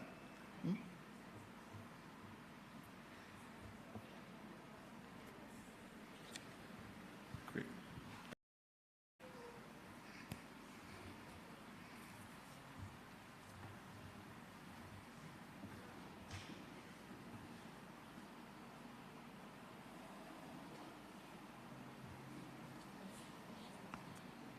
Thank you very much, Doc. Insightful words. My question is, how do you differentiate between the noise and when you perhaps need to do some introspection and become vulnerable and all of that stuff? how do you differentiate between the noise? Yes, this is just noise, and I don't need, this is detracting from my objective. And then, oh, maybe somebody is actually pointing me at something that is useful and I need to change in this area. That's a great question. You know, it's an art. It's trial and error. Because people could just be wasting words, but somewhere in the wastage of words could be a truth that resonates with you, and so you have to trust your gut. It's a, can I use this word? It's a spiritual process. It's a deeply personal issue. There's no, I can't answer that question except to say, because there's no one way or right way. You have to trust your gut. You have to listen to yourself. You have to pay attention to the signs. You have to know whether or not this is just rubbish or there is some deeply hidden truth, some gem that could guide you. And so it requires a lot of me time, a lot of personal time, a lot of private time, and lots of us don't like spending time alone. It's good for us. I say to people, I love flying. It's one of my favorite things to do. I'm on a plane every 2-3 weeks because when I'm flying, that's when it's quiet and I can think deeply. I wake up in the morning, 4:30, and I'm just there because that's when I process things best. So it requires that solitude for you to, I don't know how else to put it, for your soul to be cleansed. I don't know how else to say it, but for you to do some deep introspection to say, what's my destiny? What am I supposed to do? That still small voice to point you. And you can know when that voice is resonating, connecting with the other voices, or it's distracting you, but only you can know. So if you sometimes come off the cell phone, let me pause there. Come off the cell phone. Stop talking with everyone and everybody. Stop telling the whole public your business. Stop posting. Spend more time thinking, praying. Can I use that word? Reflecting, meditating, connecting. You will hear. You will be able to decipher. You will know those deceptors and those directors. So it comes out of your maturing quietly, growing silently, nurturing that salient, still voice. And you'll know. When you know, you know.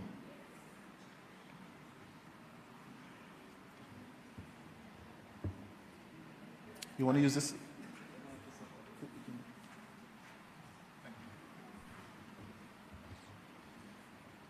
Hello, good afternoon, Hello. everyone. Aisha Bolt, CCCJ. My question is, right, I am a marketing and communications specialist expert, and working in the education space. Of course, I would have gone to school, so been through the system in that way. And I see where we definitely can make an impact in education, but as a youngish person in the education space, I would want you to offer some advice, because honestly, I do see where a lot of persons have been in the space trying to make an impact for years. What would you say to me at this point she's gonna get me in trouble in time? She's going to get me in trouble now. You know, Jamaica isn't a serious place. I agree. At least not about education. Because we say to people, we encourage critical thinking, and when people think critically, they're discarded. And so Jamaica, so, you know, Jamaica is, I think... Yeah, man, speak candidly, because that is what I would GIS is here.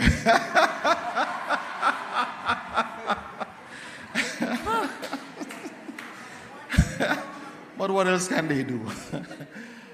So, yeah, I think we are bereft of ideas, and I think we're even more bereft of will. There are some systemic changes that will deliver us a better, different education system, but we aren't willing to make those decisions. No one is willing to bail the cat. So I think young people need to be bold. They need to be self-assured in who they are, to trust their God-given giftings and abilities, to not depend entirely on your networks to get you to where you want to go and who knows who, to believe that there is meritocracy, that if you follow your purpose, your gift will make room for you. Remember that the world is not the four corners of this country. And if most times kings and queens are not honored in their own spaces. And sometimes you have to be thrown out of the nest in order to learn how to fly. You can fly to the four corners of the earth and create your own niche. But again, it requires your distilling, deciphering, determining what your call is. So because you are youngish, if you have a plan for yourself, a vision in mind and a goal in mind and a plan in terms of how to get there, once you do not restrict yourself or limit yourself, even if this space does not give you the validation you deserve, then believe that the other spaces will do that. And then I'm guessing, hopefully, I'll still be able to make an impact here. The sun does not go around each day wishing it makes an impact. That's true. It just shines. Agree. So Thank you. just be who you were designed to be.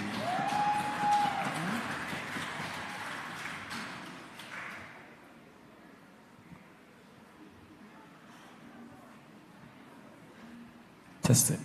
I know I'm moderator, but I too have a question. In the space that we're in, there's a whole thrust about being innovative.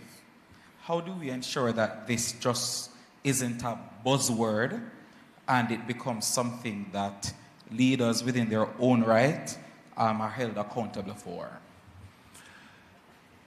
So what are your KPIs? What are your targets? How do you demonstrate the ability to be innovative? What administrative ingenious determinations are you coming up with?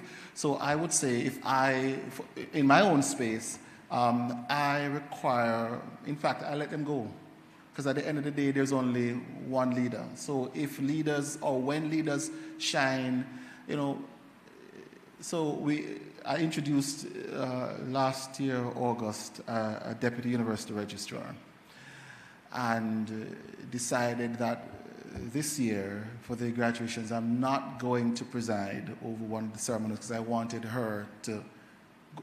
And I turned up and sat in the audience and felt good that my protege was on the platform doing her thing, and someone who wasn't as does not determine my role. So whether I sit on that chair or that chair, I'm still carrying out the function. So I'm saying leaders should recognize that people have giftings and should create the environment for people to shine. So if you want to innovate, I say to you, let's have a conversation. Let's determine what our goals are, what our targets are, what KPIs, and I'll give you the latitude, the guidance, of course, but I'll give you the freedom to do just that. And when you shall have achieved your targets, I'll be the first one out there to celebrate. Because if you succeed, or when you succeed, I succeed. And when you do not miss your targets, I'm also missing mine, because at the end of the day, I can only become my best self when I watch you step into your role and become your best selves too. So yeah.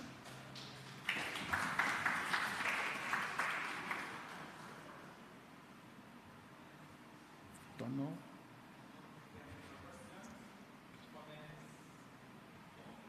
All right, Dr. Smith, based on Mrs. Bowles' comment earlier, you spoke to the younger persons. I would like for you to speak to the older ones about... But that's not you. No, not at all. About kind of like what you said earlier. There was a deputy registrar. Things were usually done this way, but you introduced something. There are those of us who believe, because I've been doing it this way for 20 years, and it has worked.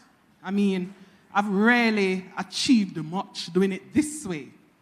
What do you say to those older persons who they are not entirely wrong, because for real, they have achieved much doing it that way. Yeah. So, in truth and in fact, we don't want to blame them. Yeah. But what do you say to them to accept or be open to, let me accept your way. It's not how I've done it. But there is a possibility that your way will reap even better reward. That's an excellent question, Ava. Listen, you know, and I'm sure Dr. Paul Wilson will attest to this. You know, at the end of the day, the work isn't really hard, you know. You know what is hard? Managing the people. My God. If you were to, and I'm not being rude in my pronouncements, but you know, if you were to round up a group of animals, it's so much easier sometimes than to motivate people and mobilize people to get them to go function as a vibrant, healthy team. So in answering your question, I'd answer it this way. There's a certain dynamic in an organization that we have to manage. Young people, the younger ones of us, have to respect the older ones, as you have said. They have given their all. They did the best they could with what they had. And we're standing on their shoulders. They knocked the doors down. They broke the glass ceilings. They gave us an opportunity to shine today. At the same time, the converse is also true, that the older ones must understand that the only thing a young person can do is to grow. You know, I don't know if you're from the country, but you know, you have those people in the country who say, "I turn you a ton man now, then what else am I supposed to turn?" What else? Growth is a natural developmental process. So the younger ones of us have to give the older ones their stripes. But the older ones have to understand that the younger ones are, whether you like it or not, are going to take your place. So it behoves you to groom them and to exit graciously, because if you not do it, you're going to drop down dead. And the organization is bigger than any one individual. The organization is global, it's generational. And so it requires all of us to work cohesively and coherently. So the younger ones have to respect the older ones, and the older ones have to just take a step back and say, you know, let me look at the fruit of my labor. Let me experience some gratification to know that I had a hand in grooming and growing and glowing this person. Let me try a different approach, because that's the only way. You know, what young people need is an opportunity. Just give them a chance. But at the same time, us young people can't push them out. We have to be gracious. So it's managing that dynamic. Older ones respecting, younger ones respecting the older ones, and older ones are stepping back and giving them an opportunity. And together, in that nexus of exchange, we can find what will work for the unit or the department or the organization. Any other question or comment?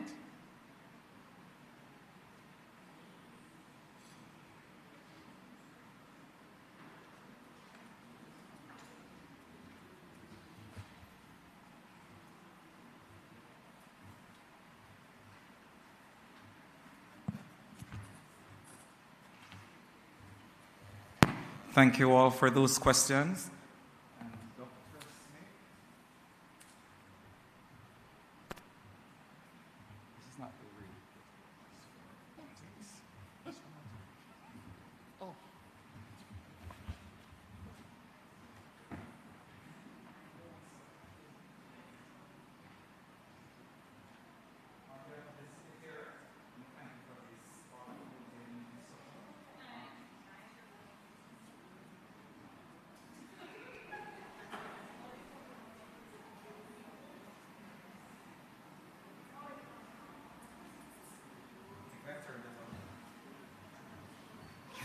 All right, so Dr. Smith, we thank you so much for sharing this very reflective and thought-provoking empowerment session. Just as Ms. Horton shared earlier, it really got us into a place of reflecting on our very own practice, where we are currently in our individual space, and how it is that what we do in our different institutions, how we can go about creating solutions for the challenges that we see and being that vehicle to drive change. So thank you so much, and we appreciate it. And I'm sure that we are better for having listened to you today.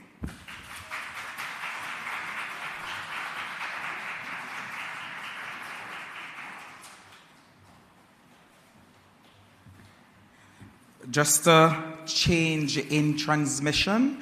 We will now be having another item from the Excelsior Community College group, and then we will break for lunch. I'll give you further details on lunch after this item. Please make her welcome.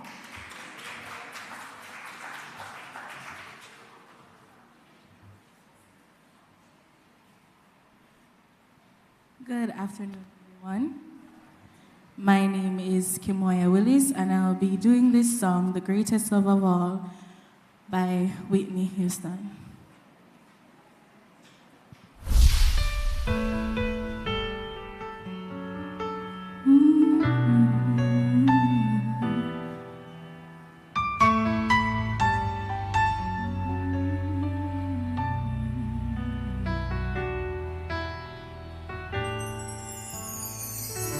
I believe the children are our future. Teach them well and let them lead the way. Show them all the beauty they possess inside. Give them a sense of pride to make it easier. Let the children's laughter remind us how we used to be. Everybody's searching for a hero. People need someone to look up to. I never find anyone to fulfill my needs. A lonely place to be. So I learned to depend on me. I decided long ago never to walk in anyone's shadows. If I fail, if I succeed, at least I live as I believe. No matter what they take from me, they can't take away my dignity. Because the greatest love of all is happening to me.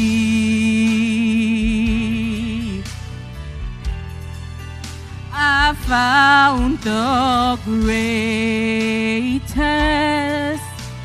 love of all inside of me. The greatest love of all is easy to achieve.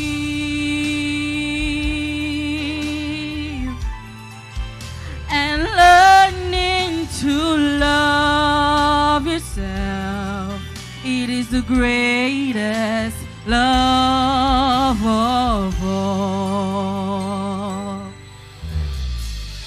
I believe the children are future.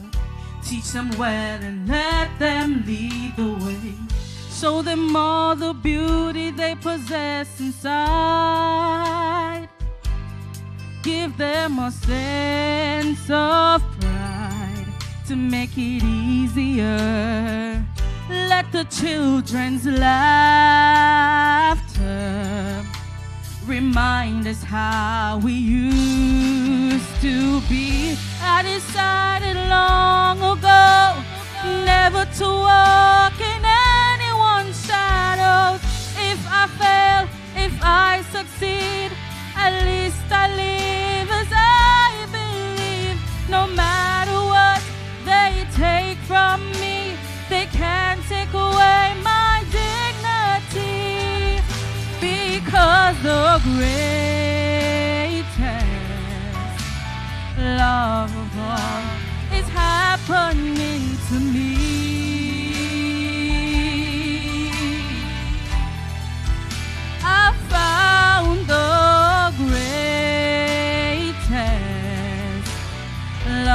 love all inside of me.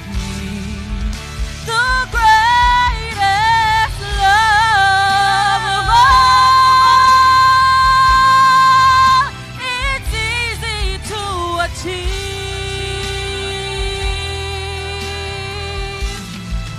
Learning to love yourself. It is the greatest love of all. There's a place that you've been dreaming of.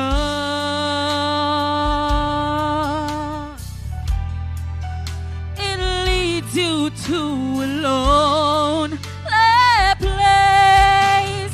Find your strength in love.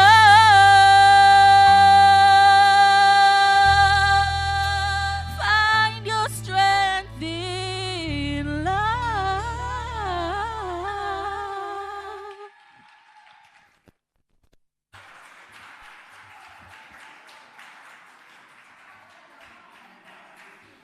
Thank you so much. That was wonderful, right? Steam in action right in front of our eyes. All right. Thank you so much for that wonderful rendition of that song. We are just about to break now for lunch. I'm sure you have been waiting on this segment, and we don't want to stand in the way any longer. Just to inform you all that after lunch, it will be an exciting panel discussion. You certainly do not want to miss it. So please don't go anywhere. We are going to say grace, and after grace, one of the ladies at the front will lead you to the lunch area. We will not be having lunch here. We'll be dining at the cafeteria. That's just through this door.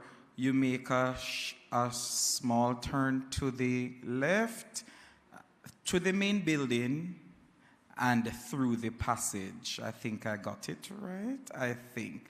If not, Mrs. Reed will lead. Mrs. Reed, wave your hand. Let them see who you are. Yes, so Mrs. Reed will lead us. All right. So thank you all. You have been a wonderful audience. Lunch is for 1 hour. Government regulation.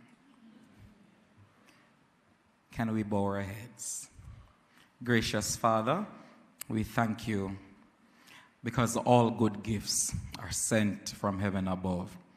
We thank you for this gathering and your people and for the discussions that we've been having, Lord God. We thank you for the tertiary space and the CCCJ for orchestrating this event. We ask, oh Lord God, as we're about to take part in eating lunch, we ask, dearest God, that the hands that provided, that you will bless same, and that it also be a blessing to our bodies. These are the mercies we ask. We pray. Amen. Amen. Amen. You may greet each other on your way to lunch.